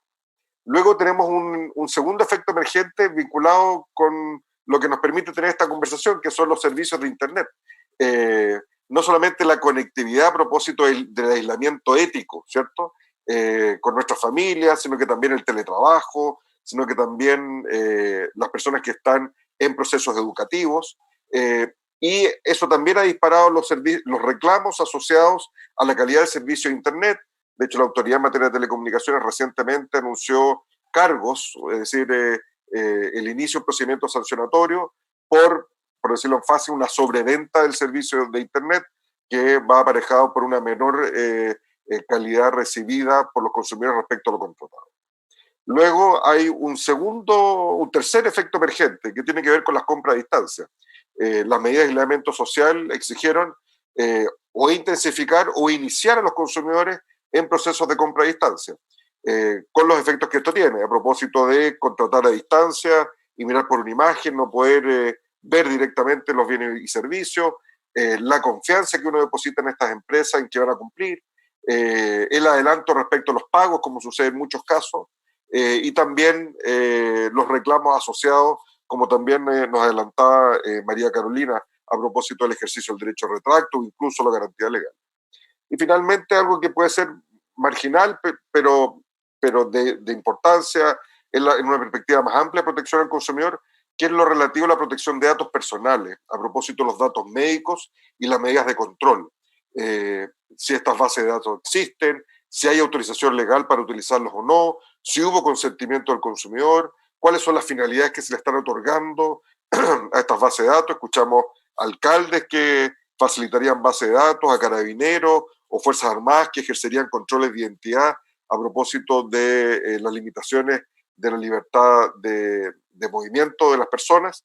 Y bueno, ahí hay una arista donde se requiere, por cierto, que estas medidas se hagan con pleno respeto a los derechos de las personas, en este caso, protección de datos personales también en cuanto a consumidores. Ahora, estas áreas de preocupación, ¿cierto? Este primer efecto y este efecto emergente, tiene un correlato en lo que la Autoridad de Protección al Consumidor en Chile nos ha relatado. Hasta el 21 de abril, o sea, hasta hace muy poquito, el SERNAC había recibido solo por reclamos asociados a estas problemáticas 9.914 reclamos derivados de esta situación. Y si uno mira el análisis a través del tiempo, y podríamos preparar una gráfica, pero bueno, será para nuestra próxima conversación, se fue mostrando estos efectos, estos primeros efectos respecto al stock de contratos y este efecto emergente respecto de nuevas necesidades de los consumidores. Y tiene expresión, por cierto, en estos reclamos, tanto en el mercado turístico, de transporte, y estos emergentes a propósito de telecomunicaciones y comercio electrónico, comercio a distancia. Es decir, esto que uno diría que son preocupaciones teóricas tiene una expresión práctica. Y también en una noticia que salía en un diario nacional, el Mercurio, el día de hoy, sobre cerca de 2.000 reclamos relativos a educación, principalmente educación superior, pero un principio también aplicable a educación particular privada, respecto de la imposibilidad de poder prestar el servicio, de si el servicio por equivalencia, esto es guías o educación a distancia, es o no un servicio equivalente, si los menores gastos asociados por esta prestación a distancia, por marginales que sean, deben ser compartidos también con los consumidores que están realizando sus pagos mensuales, o por si al contrario, los pagos deben suspenderse. La verdad que son inquietudes que están rondando a los consumidores, que hoy día están en manos del SERNAC a propósito de los reclamos presentados y que podrían tener algunas novedades en los probablemente próximos días o semanas en materia de circulares interpretativas. ¿Cuáles circulares interpretativas ya ha dictado el SERNAC a propósito de esto? Una primera que no fue a propósito de esta contingencia particular, sino a propósito de las protestas sociales del 18 de octubre, que tuvo que ver con la continuidad de servicio ante eventos excepcionales. Y aquí el SERNAC adelantó, aunque ya ha anunciado públicamente que esta circular se actualizaría a la luz de las actuales circunstancias que son distintas por su magnitud, extensión en el territorio nacional, pero ya aquí adelantaba un conjunto de criterios que nos permiten complementar estas interrogantes que señalábamos anteriormente. Esta distinción entre las decisiones unilaterales de las empresas, a propósito de algunos que decidieron suspender, previo a que la autoridad definiera la suspensión, la prestación de sus servicios contratados, y si esto estaría o no dentro del marco de un caso fortuito o fuerza mayor, pensando además que un deber de todo proveedor es resguardar la salud y la seguridad de los consumidores. Segundo, el SERNAC pone sobre esto también un punto relevante que tiene que ver con el necesario flujo de información que debe proveer las empresas hacia los consumidores frente a un caso fortuito o fuerza mayor. Es decir, de qué manera la empresa, el proveedor, informa al consumidor que, en primer lugar, no se prestará el servicio en las condiciones acordadas, las razones por las que no se va a prestar y de qué manera la empresa también acredita que se encuentra absolutamente imposibilitado de poder prestar o no sus servicios. Si va a ofrecer alternativas de cumplimiento equivalente que el consumidor pueda aceptar o pueda rechazar. Si esto va a implicar o no el término anticipado del contrato devolviendo el pago por los bienes o servicios no prestados, cuestión que para algunas industrias es particularmente sensible. Y finalmente, en el marco de las obligaciones que pesa sobre todo proveedor profesional, cuáles son las medidas de mitigación que el propio proveedor toma para evitar, para mitigar los daños que pueda causar el incumplimiento a los propios consumidores. Es decir, el CERNAC avanza un conjunto de deberes asociados a estos eventos excepcionales y las dificultades que impone sobre la continuidad del servicio. Información adecuada, deberes de la empresa de acreditar el incumplimiento absoluto o la imposibilidad absoluta, la obligación de la empresa de proponer alternativas de cumplimiento que sean equivalentes y en los casos que esto no fuese posible, como por ejemplo la suspensión de un evento masivo, el deber de devolver el pago recibido, así como en todo caso tomar medidas de mitigación frente a los daños que esta no prestación de servicio pudiese causar a los consumidores. Ahora, con ocasión de esta contingencia en particular, CERNAC ha dictado otras circulares interpretativas. Dicho sea paso, circulares interpretativas que son solo vinculantes para los funcionarios del CERNAC, pero evidentemente son una guía, una orientación para los proveedores que quieran alinearse con el criterio de la autoridad administrativa. Y la primera que se dictó fue sobre la contratación a distancia.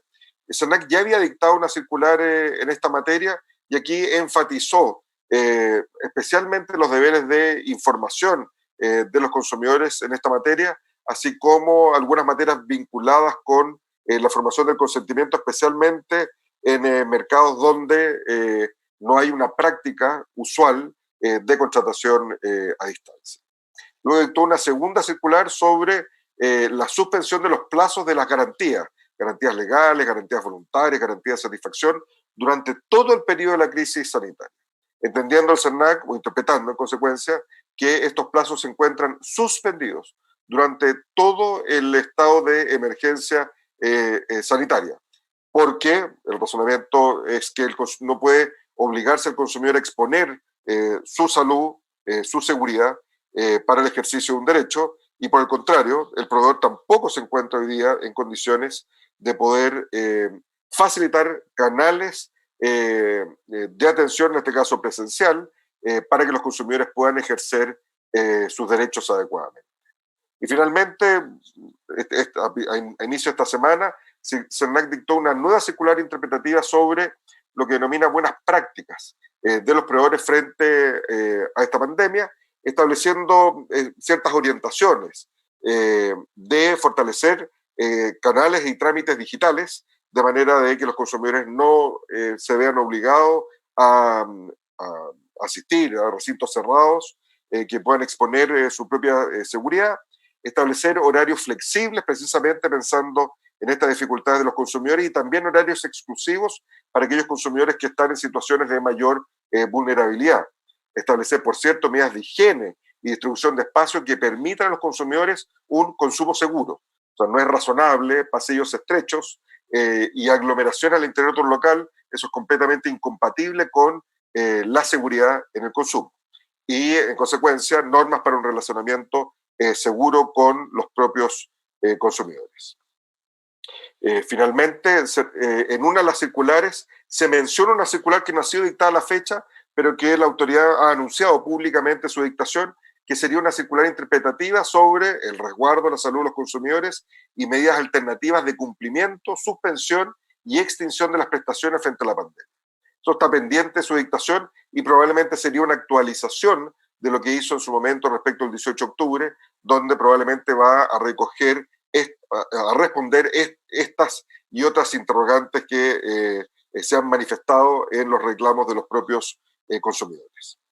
Finalmente, un par de datos complementarios.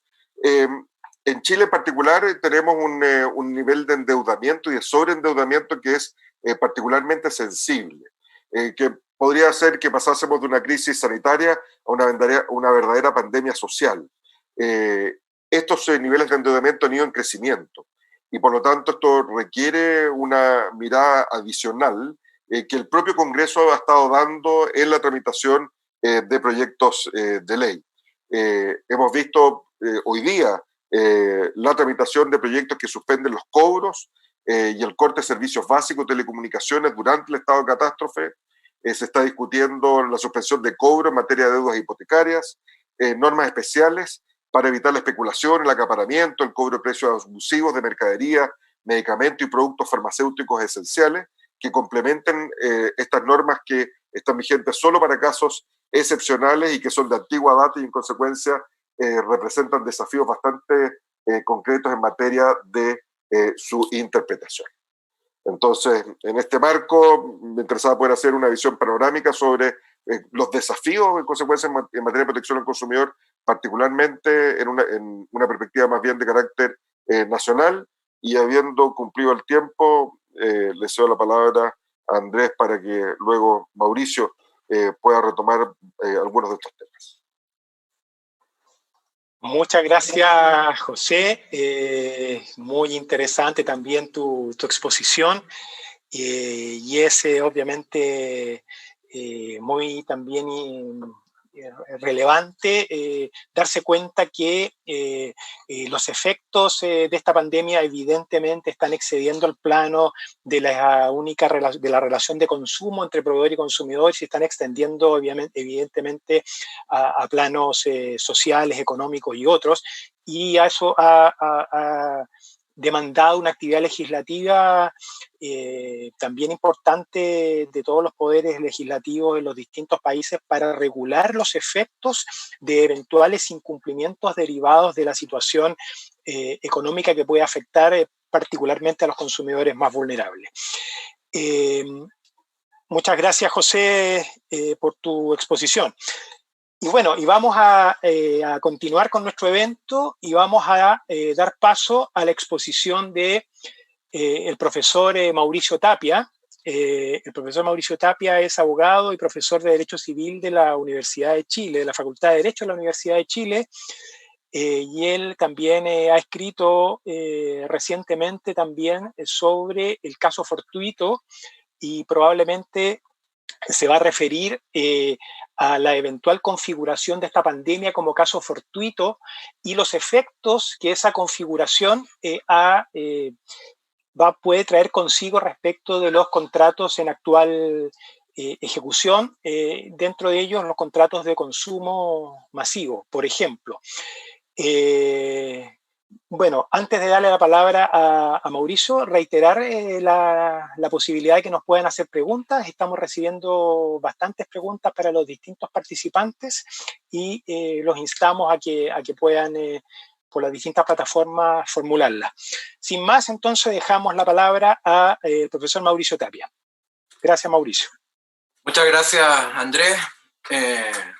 Y agradezco también a los organizadores de este encuentro que me permiten compartir este seminario virtual con tan destacadas autoridades en materia del consumo y ex autoridades latinoamericanas. Bueno, esta pandemia es un desastre mundial de consecuencias, en verdad, inusitadas que no habíamos visto en décadas, sino en un siglo. Y ha provocado un descalabro inmenso, una inmensa cadena de contratos, en verdad, no solo en el consumo, sino también en contratos propiamente civiles, en arrendamiento, en contratos entre empresarios, los contratos de construcción, y sin duda también en un área importante el contrato de trabajo.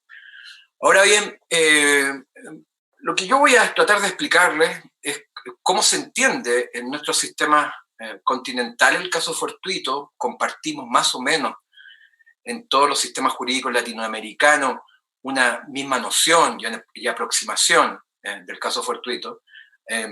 así también en Europa continental. Y luego trataremos de aterrizar algunos efectos en materia del contrato de consumo, que es el objeto principal de este encuentro. Ahora bien, una constatación desde ya: el caso fortuito o la fuerza mayor, conceptos que son equivalentes, beneficia al empresario, ante todo. Es el proveedor el que lo puede alegar en su favor, porque es él el obligado a prestar el servicio, a entregar el bien. El consumidor, por su cuenta, está en una posición de que es deudor en esencia de una obligación dineraria, dinero, género, y el género no perece. Es decir, por más que existan dificultades en este momento, incluso en dificultades en obtener ingresos, esa obligación del consumidor, por definición, no está imposibilitada. Se puede ejecutar y debe ejecutarse. Por tanto, la pregunta esencial es si el caso fortuito puede ser invocado por los proveedores en su favor, y luego, bueno, ¿a quién los autoriza ese caso fortuito? ¿Se pueden quedar sentados esperando simplemente que pase o qué deben hacer? Esa segunda pregunta depende de cada tipo contractual. En realidad, la única relación contractual en el siglo anterior. Ahora, lo que ocurre es que la pregunta crucial es si este COVID-19 se parece al H1N1, que es el otro virus altamente letal que nos afectó hace poco. Bueno, uno puede llegar a la conclusión de que no es lo mismo, en verdad. En primer lugar, es una pandemia verdaderamente de una propagación inusitada. Tengan en cuenta que el primer caso de muerte por esta pandemia ocurrió en China en diciembre, al término de diciembre. El 10 de enero la OMS lanza una alerta en que dice que esto es una pandemia de escala mundial. Y luego, en 2 meses, tenemos 160.000 muertos. Es decir, es de una letalidad y de un nivel de contagio inusitado. No es el H1N1, no se puede comparar. Es como comparar, lo dije por ahí, es como comparar una marejada con un tsunami. Esto es verdaderamente inusitado y con razón se le compara con la fiebre española de 1918, que terminó con la vida de millones de personas. Bueno, voy a retomar y voy a recapitular. En 2 palabras, lo imprevisible está determinado por lo probable o menos probable. Para ser previsible o imprevisible tiene que ser probable o improbable. Para cumplir el requisito del caso fortuito, por tanto, el evento debe ser altamente improbable, esa es la verdad, y que por tanto no haya sido necesario ni un deber para el contratante anticiparlo. Bueno, les explicaba que en varios países, a propósito de la pandemia H1N1, que también tuvo escala mundial, dijeron varios países: mire, esta pandemia no da para calificarla como imprevisible, porque pandemias como esta se han repetido en los últimos 50 años con un periodo de retorno, de repetición, de 5 a 7 años. Tuvimos el ébola, el Zika, brotes de cólera, el H1N1, fiebre porcina, etc. Han existido estas. Ahora, ¿qué tiene de diferente esta pandemia? Bueno, esta pandemia tiene de diferente que tiene un nivel de propagación verdaderamente inusitado. Es decir, en 2 meses tenemos contaminados a millones de personas y a 160.000 muertos. Eso sí que no lo habíamos visto, sino desde 1918 con la fiebre española. En segundo lugar, es un virus altamente letal, en el promedio de las personas que pierden la vida, contagiadas que pierden la vida. Y en tercer lugar, es hasta el momento, un virus que no tiene remedio. No hay medidas para, en definitiva, controlarlo. Eso lleva a sostener que muy probablemente, si bien estas decisiones corresponden a cada país y a los tribunales de cada país, muy probablemente esta pandemia va a ser calificada como un hecho imprevisible y reúne, por tanto, el primer requisito del caso fortuito. La cuestión es que no es suficiente aquello, sino que es necesario que reúna un segundo requisito, que es el carácter irresistible. en verdad el carácter irresistible se desdobla en dos subrequisitos. Uno, que el hecho sea inevitable, puesto que si es evitable, bueno, hay que evitarlo, bueno, naturalmente. Y dos, que luego, si es inevitable, que no exista forma de resistir, de contener sus consecuencias y, por ejemplo, cumplir el contrato de todas formas. Primer subelemento, esta pandemia era inevitable. Bueno, todo indica que una vez generada este brote en China, aparentemente para los países ha sido inevitable porque no ha habido forma que traspase las fronteras nacionales a través del mundo. Se han tomado incluso barreras sanitarias y en las fronteras bastante severas, pero eso no ha impedido que traspase la frontera este virus. Inevitable parece. Si es inevitable para un país, lo es con mayor razón para un contratante, ¿me entiendes? Ahora bien, otra cosa es lo que se pueda decir respecto de la reacción más o menos diligente de los países, porque hay países que lo han hecho mejor que otros en términos de contener los brotes cuando entran a sus fronteras, pero eso es otra discusión. Luego, es un hecho exterior, naturalmente es un hecho exterior al contratante. La única situación en que uno puede decir, mire, aquí este suceso no es exterior y no es caso fortuito, es de las personas temerarias, imprudentes, que siguen reuniéndose, por ejemplo, en ritos religiosos, oraciones, etcétera, cuando saben que el contagio está ahí. Y si ellos se contagian y luego quisiesen utilizar ese contagio como una excusa de caso fortuito para incumplir sus obligaciones, ellos no deberían ser escuchados, porque fueron imprudentes. ¿Ya? Por tanto, en general, en abstracto, el COVID, por su carácter extraordinario, de rara ocurrencia, hace 100 años que no teníamos algo así, en abstracto reúne, en mi opinión, los requisitos del caso fortuito. Otra cosa, en definitiva, es también lo que ocurrió después de la propagación del COVID-19 en el mundo, en que cada país adoptó decisiones restrictivas de libertad, cuarentenas o confinamientos, toques de queda, cierres de comercio obligatorio, cierres de frontera, barreras sanitarias entre regiones, etc. Bueno, esos son, desde la perspectiva del derecho, son actos de autoridad que las personas deben cumplir y que también en sí mismo constituyen excusas de caso fortuito, eso es pacífico. O sea, si usted le ordenan cerrar el establecimiento, el centro comercial, usted no puede atender al público y punto. Y debe acatar esa decisión de autoridad que se presenta respecto de usted, proveedor, como una hipótesis de caso fortuito, por cuanto es imprevisible, es irresistible, no puede evitarla, no puede contenerla y es exterior a usted. Ahora, la gran pregunta luego es ¿qué consecuencia tiene en el ámbito de los contratos? Bueno, eso depende del tipo contractual. En principio, y en general, el contratante que es víctima de un caso fortuito no puede quedarse cruzado de brazos. El derecho, las reglas generales del derecho, y en algunos países reglas específicas, lo obliga a varias cosas.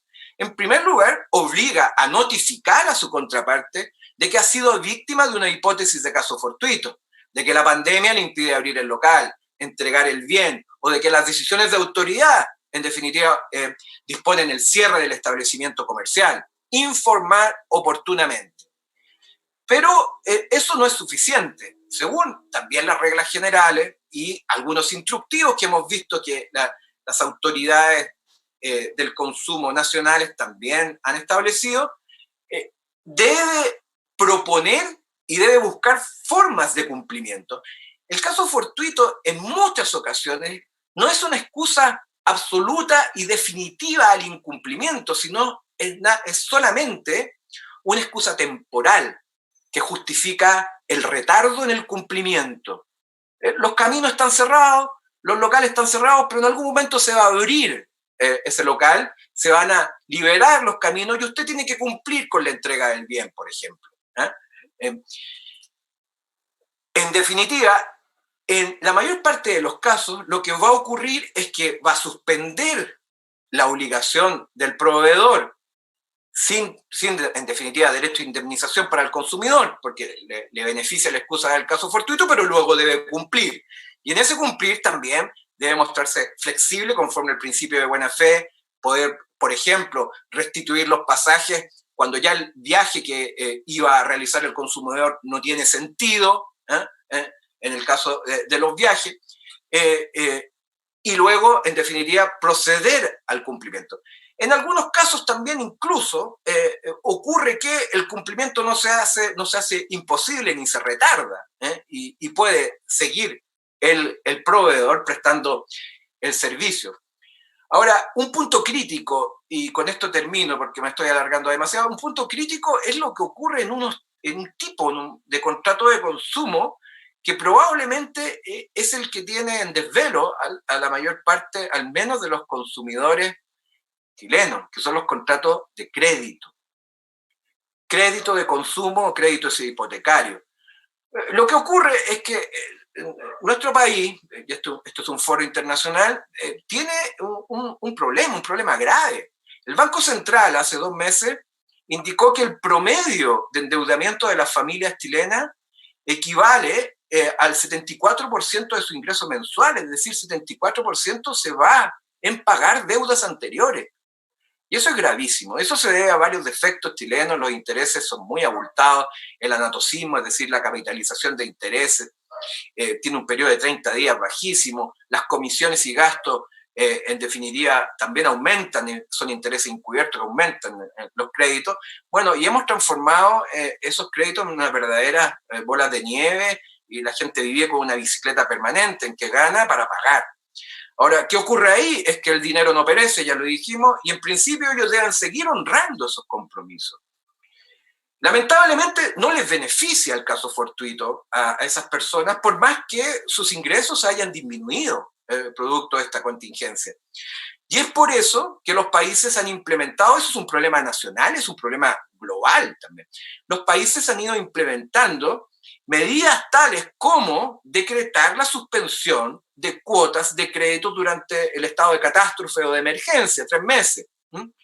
Eso lamentablemente en Chile no se ha hecho, sino que se ha confiado en sugerirle a la banca y al retail el efectuar esas prórrogas, en renegociar en definitiva, sin abultar tanto en intereses, pero en definitiva ustedes bien saben que cuando uno entrega en definitiva una sugerencia y no una obligación, solo algunos recogen esa sugerencia y otros no. Bueno, esa es una exposición muy somera de los requisitos y consecuencias en materia del consumo, y espero, si hay dudas, poder resolverlas en el momento correspondiente en el espacio de preguntas y respuestas. Muchas gracias. Muchas gracias por tu exposición, Mauricio. Muy interesante lo que nos has planteado y por supuesto también su impacto en los contratos de crédito que señalaba respecto de el eventual suspensión de los efectos y su impacto en los consumidores chilenos y también, por cierto, regionales. Para continuar y para no tampoco abusar de la disposición de los expositores, primero excusarnos por el problema que tuvimos de conexión, que lamentablemente ahí alteró un poco la exposición del profesor Tapia, y decir que, bueno, tenemos algunas preguntas, las vamos a tratar de formular lo más rápidamente posible, y también, por favor, si nos pueden nuestros expositores ayudar con respuestas que también puedan ser orientadas hacia lo que nos están planteando nuestros participantes. Y partimos con una pregunta que yo creo que está más bien pensada hacia Wendy y María Carolina respecto de las medidas de protección que se estarían adoptando por los reguladores, en este caso el INDECOP y la SIC, y por qué no también en el caso nuestro el CERNAC, respecto de los fake news que circulan y de qué manera por ejemplo, a través de información que se esté proveyendo al consumidor o publicidad, de qué manera se puede generar un cierto convencimiento del público para dirigirse a sitios oficiales para confirmar este tipo de dudas. Es una pregunta compleja probablemente de responder y la formula Fanny Tagle desde Chile. No sé quién puede comenzar. Sí. Wendy o María. Ya. Sí, a diferencia, gracias Fanny por la pregunta muy importante. Justo era parte de la parte final de lo que les comentaba sobre también esta acción importante que tenemos que asumir ahora las agencias de consumidor de brindar información que sea transparente, directa y sencilla a los consumidores para que puedan validar cierta información y obviamente tomar medidas de cuidado, ¿no? Bueno, nosotros a diferencia de SIC, y supongo que de todas maneras, María Carolina lo va a explicar un poco más. Nosotros en Perú tenemos, bueno, la Autoridad Nacional de Protección del Consumidor, que es el INDECOPI, y existe una Autoridad Nacional de Protección de Datos Personales, que es una dirección que está en el Ministerio de Justicia y Derechos Humanos.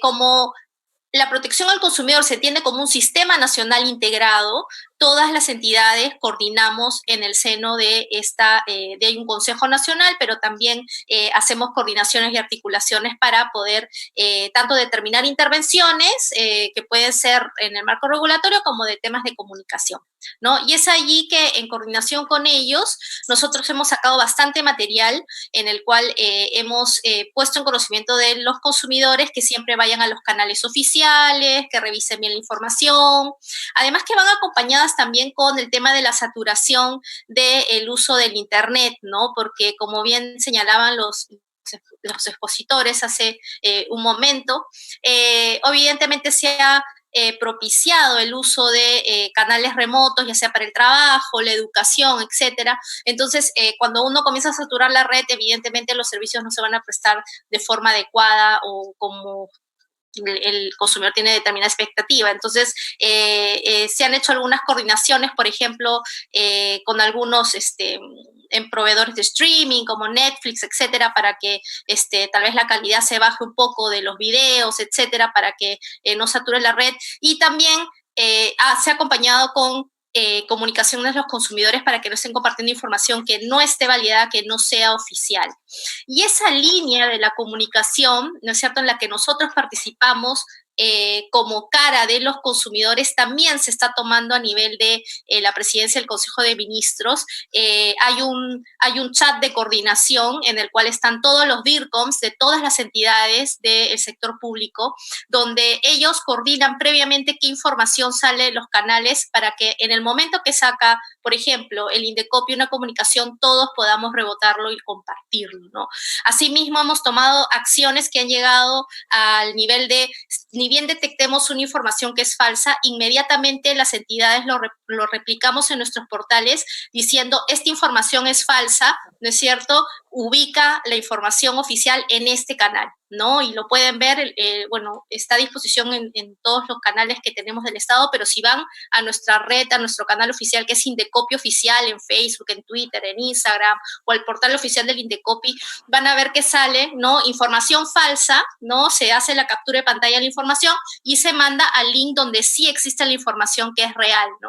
Esto ha pasado mucho con el tema de servicios educativos, por ejemplo, donde se tenía la expectativa que el Indecopi iba a controlar precios, que eso no, conforme al modelo económico y la constitución que tenemos, nosotros no podemos intervenir. Entonces, es allí que es como nosotros estamos haciendo una labor de concientización a los consumidores, ¿no?, de no compartir información falsa y que tomen conciencia que en este marco de crisis, en realidad, si no actuamos en equipo, si no somos solidarios, si no comprendemos que en realidad nos debemos cuidar todos, ¿no?, tratando de poner este mensaje, ¿no?, de esta importancia de trabajar de forma coordinada, siendo solidarios, tratar de crear esa conciencia en los consumidores para que no compartan esta información, pero también con una estrategia fuerte a nivel de todas nuestras DIRCOMs de las instituciones públicas y la acción coordinada con la Autoridad de Datos Personales, que ellos sí, por ejemplo, pueden sancionar, ¿no? Ellos sancionan por este tipo de información y ya se han puesto y se ha identificado alguna información que es falsa y ya se ha procedido a sancionar. Entonces, esa es la vía que estamos utilizando, al menos aquí en el Perú, para inmediatamente actuar y, como les digo, eso manda un mensaje súper potente a los consumidores que si no utilizas el canal oficial, pues entonces vas a tener información que no te va a servir y que es falsa.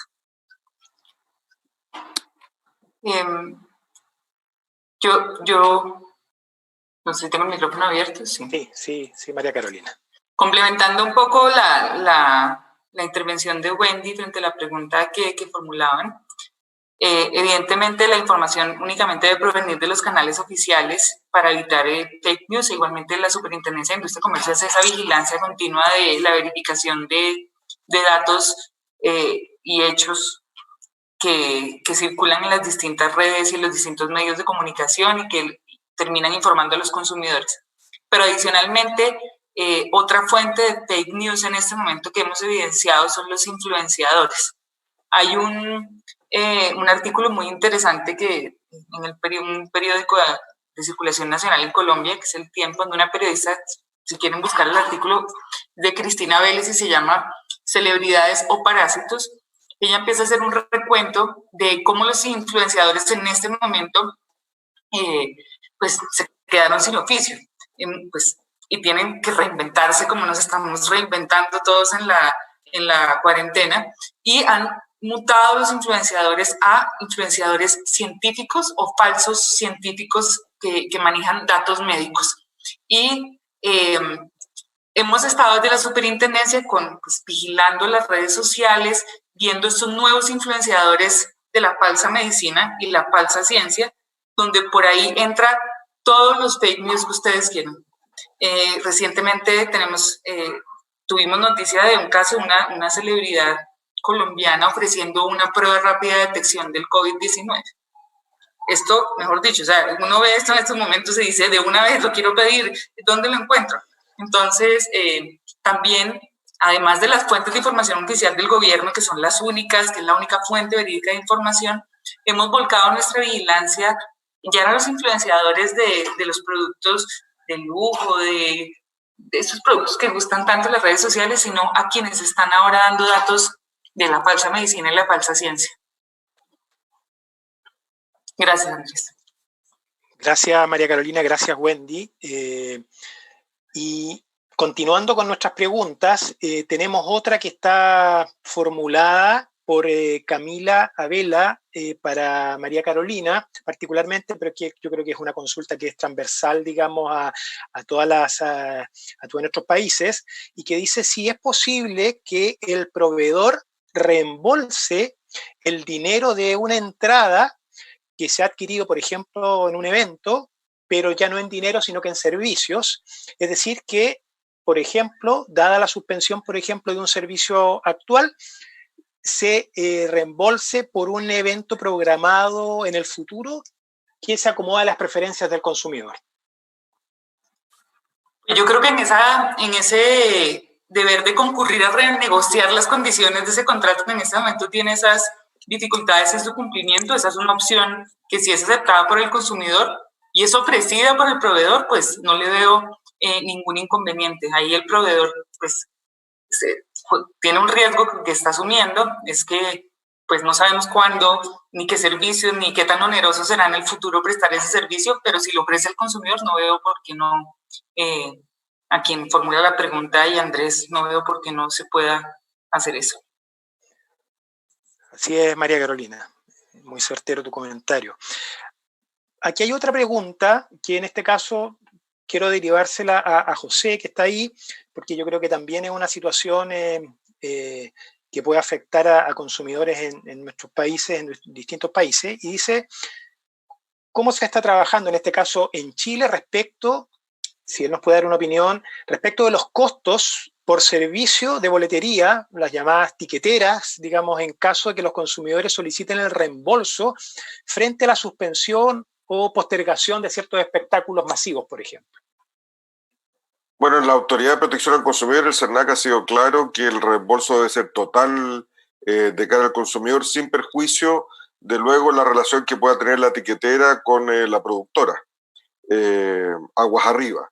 Pero lo que resulta claro es que el consumidor tiene un derecho básico, que es a la indemnización adecuada y oportuna de todo daño material o moral, en este caso, frente a un servicio que no se presta o que no puede prestarse permanentemente. Ok, muchas gracias, José. Aquí hay una pregunta que está dirigida a Wendy respecto de la posición que tiende el Indecopi en relación con los alquileres o arrendamientos tanto de locales comerciales como residenciales en el ámbito de la protección de los consumidores. Yo me imagino que obviamente respecto de aquellos que en la relación de arrendamiento tienen una vinculación, o sea, tienen una posición, la posición de consumidor, a pesar de que podría entenderse que también se refiere a aquellos locales que no pueden prestar servicios producto de las cuarentenas o los actos de autoridad. Pero yo entiendo que se refiere más bien a la situación de aquellos que como consumidores no pueden digamos, gozar de los beneficios de los alquileres que han adquirido. Sí, bueno, gracias por la pregunta. En realidad aquí las medidas que ha adoptado el gobierno han sido evaluadas con bastante prudencia. Y así como en su momento y hasta ahora se mantiene esta discusión de si se va a hacer una intervención en las pensiones de los colegios privados, ya que ahora toda la prestación del servicio se está dando a nivel remoto y por tanto las condiciones iniciales en las que se contrataron, ¿no es cierto?, estos contratos de consumo con los colegios, pues se han modificado y por tanto los padres están cuestionando válidamente, ¿no es cierto?, si evidentemente en esa línea tenemos que modificar las condiciones y para ello tendrá que haber una evaluación de la calidad o no de los servicios y se está esperando que se intervenga en tal vez el Ministerio de Educación en establecer montos de pensiones. La posición del Estado siempre ha sido, esos son contratos finalmente privados. Y lo mismo, ¿no es cierto? Y por tanto se llama a la negociación y el pedido de conversar, ¿no es cierto?, las partes para llegar a un nuevo contrato. Lo mismo se está pidiendo para el tema de los alquileres, ¿no? Nosotros hemos compartido información y de otras legislaciones de otros países en los cuales sí se ha intervenido, se han establecido algunas medidas para no dejar desprotegidos a los consumidores en el tema de los alquileres, ya que evidentemente la crisis los está afectando con el tema de liquidez. No puedes en algunos casos ni siquiera mantener una relación laboral o a realizar tus actividades y por tanto no vas a poder asumir el pago de esta contraprestación. Sin embargo, en el Perú todavía no se ha tomado una medida. Estas medidas en realidad escaparían del Indecopi porque nosotros somos una agencia de competencia y de consumidor y esas medidas tendrían que venir del Ministerio de Economía y Finanzas para poder paliar y dar un alivio a los consumidores. Todavía eso no se está evaluando. Nuestra posición siempre es que nosotros hacemos un llamado a las partes para que puedan hacer una negociación y que finalmente se dé una solución oportuna y que de ser el caso, ¿no? Las normas las tendría que emitir el ente rector, en este caso sería el Ministerio de Economía y Finanzas. Creo que están avanzando bastante en esa línea. En este momento se están evaluando bastantes medidas que entendemos que se van a tomar en esta semana, especialmente para liberar algunos servicios adicionales, ya que, como les comentaba, solamente hay unos pocos servicios esenciales que están activos.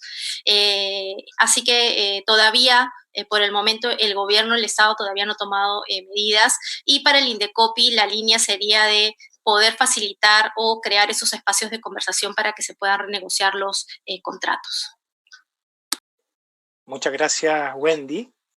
Tenemos ahora una pregunta que yo creo que aquí, por lo menos en Chile, ha sido muy recurrente.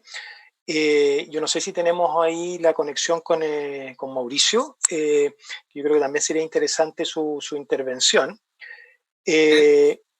Perfecto, Mauricio. Mira, consultan respecto de las alternativas legales que le asisten a los apoderados, particularmente de colegios particulares o privados, a quienes el colegio les está cobrando una mensualidad y que por cierto, producto de la situación, no hay clases presenciales, existen solo plataformas de trabajo, hay recursos físicos como notebook, electricidad, etcétera, que están siendo costeados por los apoderados y no por el colegio.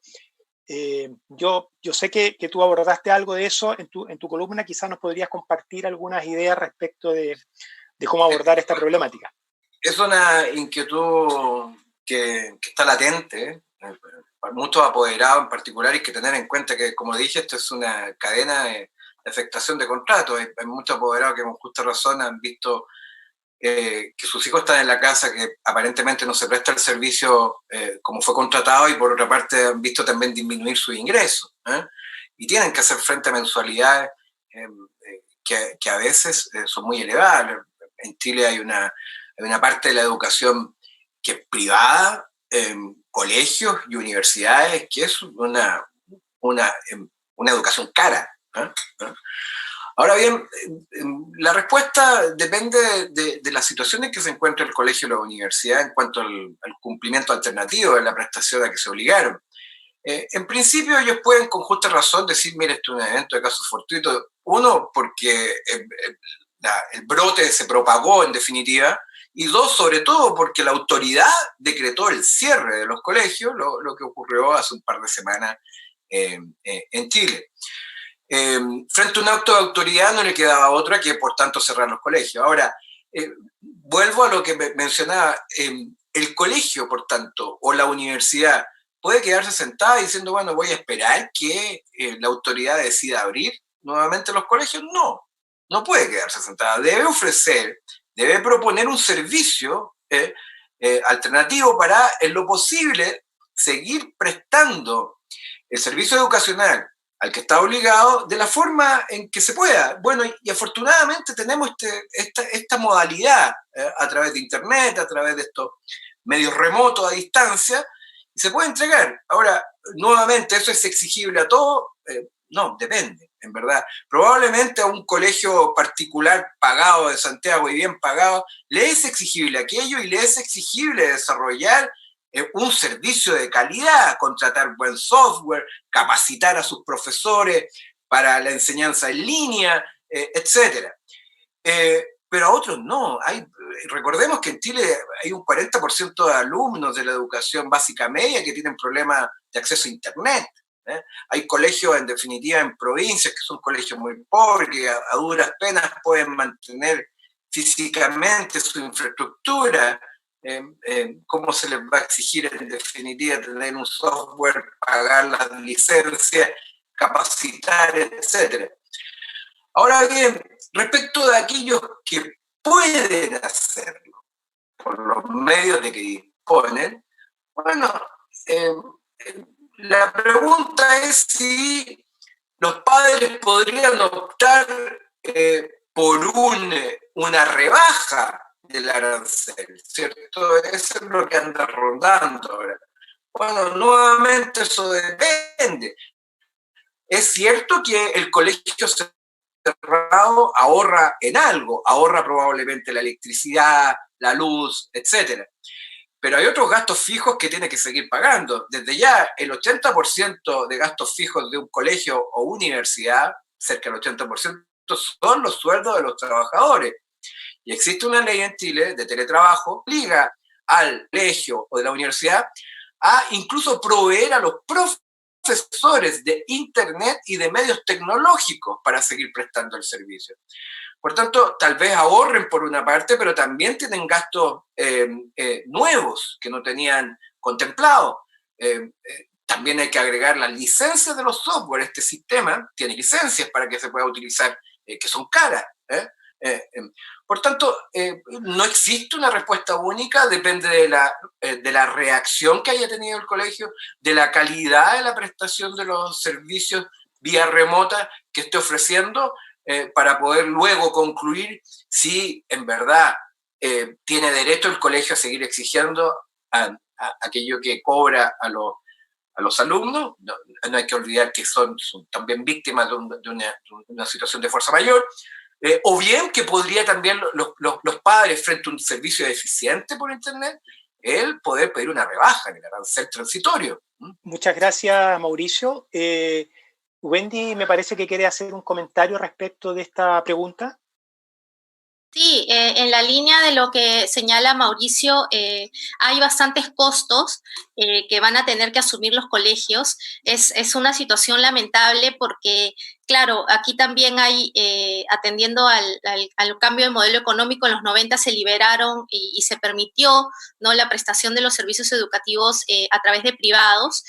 Un poco la apuesta de que esto evidentemente iba a alentar la competitividad y la mejora de la calidad de los servicios, pero no necesariamente esto se dio de forma homogénea, ¿no? Entonces, tenemos algunos colegios que representan el 5%, que son pensiones que estamos hablando de más de 700, 800 dólares, ¿no es cierto?, al mes, que sí cumplen con las expectativas de calidad de los padres respecto a la educación de sus hijos, pero tenemos otros colegios con pensiones de menos de 200 soles, estamos hablando que pagas al mes 60, 50, 40 dólares, no pagas una cuota de ingreso, porque aquí en los colegios privados se les permite, además de las pensiones y la matrícula, pagar una cuota de ingreso que es un pago único. En algunos casos llegan a costar 15,000 o 20,000 dólares para poder obtener un cupo en uno de estos colegios, que son los del 5% que les comentaba. Y claro, esos colegios, ¿no?, donde tú estás pagando 10,000, 15,000 dólares para entrar,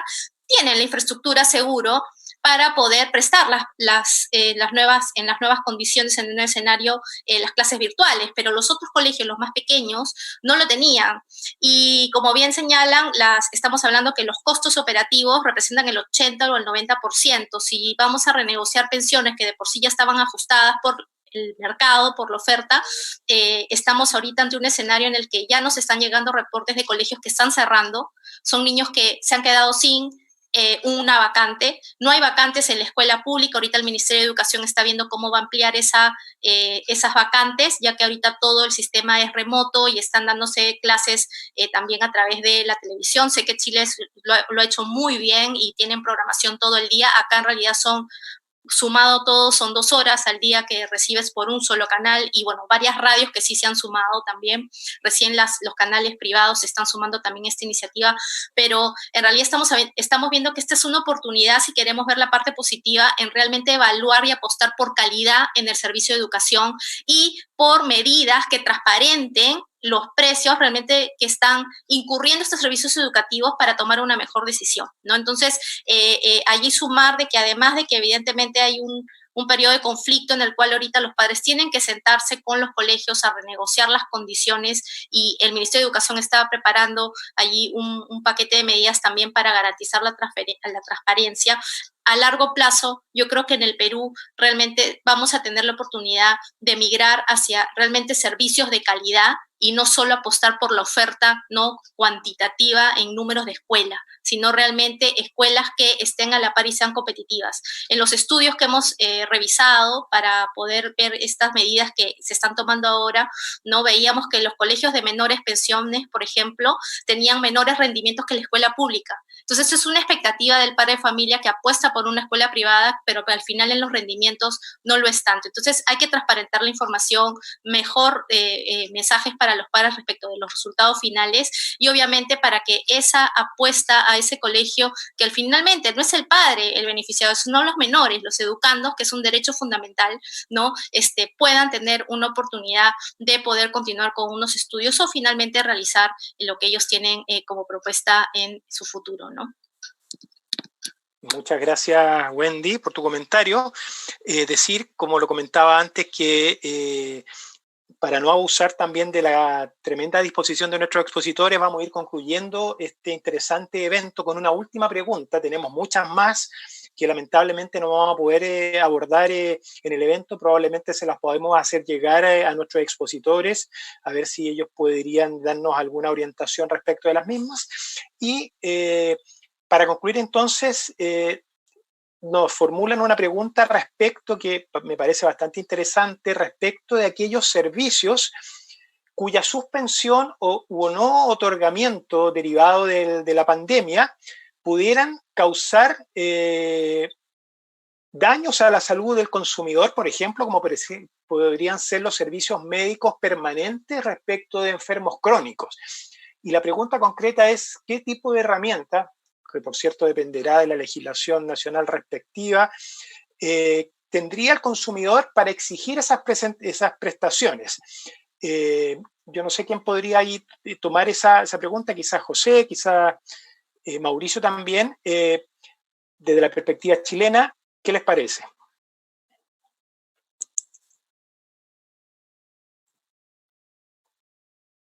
Bueno, parte de lo que comentábamos respecto a los criterios de la autoridad a propósito del 18 de octubre es que pesa sobre el deber de profesionalidad del proveedor el tomar todas las medidas necesarias para mitigar los daños asociados a la no prestación.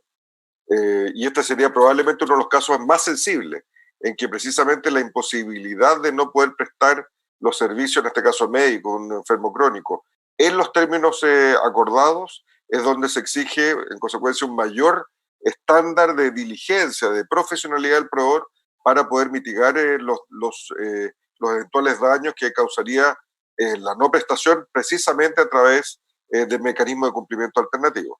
Y bueno, y si eso no sucediera o no sucediera a satisfacción, en este caso, de la persona que está en esta situación tan sensible, como en toda sociedad democrática, los tribunales de justicia tendrán que dirimir si, en este caso, el proveedor fue diligente, es decir, cumplió con su estándar de profesionalidad, y si no lo fue, deberá reparar el daño causado. Muchas gracias, José. Bueno, y con esa respuesta damos por terminado este muy interesante evento. Quiero en primer lugar agradecer a nuestros expositores.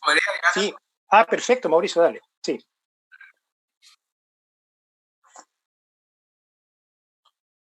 No, quería agregar que estoy completamente de acuerdo con José, con lo que acaba de decir, los deberes, en definitiva, de prestación de servicio, la diligencia, buscar caminos alternativos, pero advertencia. Ocurre que en el caso chileno, así como en otros países, la autoridad sanitaria central ha tomado el control de las camas disponibles para atención de pacientes crónicos, para darle prioridad a aquellos afectados por el contagio, ¿me entiendes? Para el tratamiento por el contagio.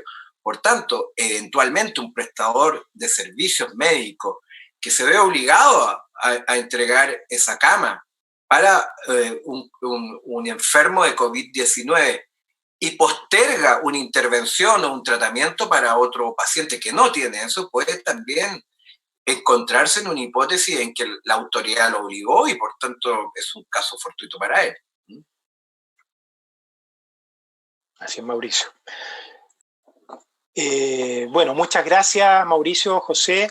Y como comentaba, agradecer especialmente a Wendy Ledesma del Indecopi de Perú, a María Carolina Corchone de la SIC de Colombia, y por cierto a nuestros expositores nacionales José Roa y Mauricio Tapia, el profesor Mauricio Tapia, por sus excelentes presentaciones. Ha sido, según nos comentan, muy exitoso este evento, lo que da cuenta también de las preguntas que nos hicieron nuestros participantes. También agradecer, por cierto, a todos nuestros intervinientes y participantes de toda la región, como decía, no solo de Chile, y a los organizadores nuevamente, a Estado Diario, a Legal Trust y a Ander Consultores Abogados, por esta iniciativa que esperamos también pueda repetirse en el futuro, probablemente con otros temas. Así que muchas gracias a todos y nos veremos en una próxima oportunidad. Muchas gracias. Gracias.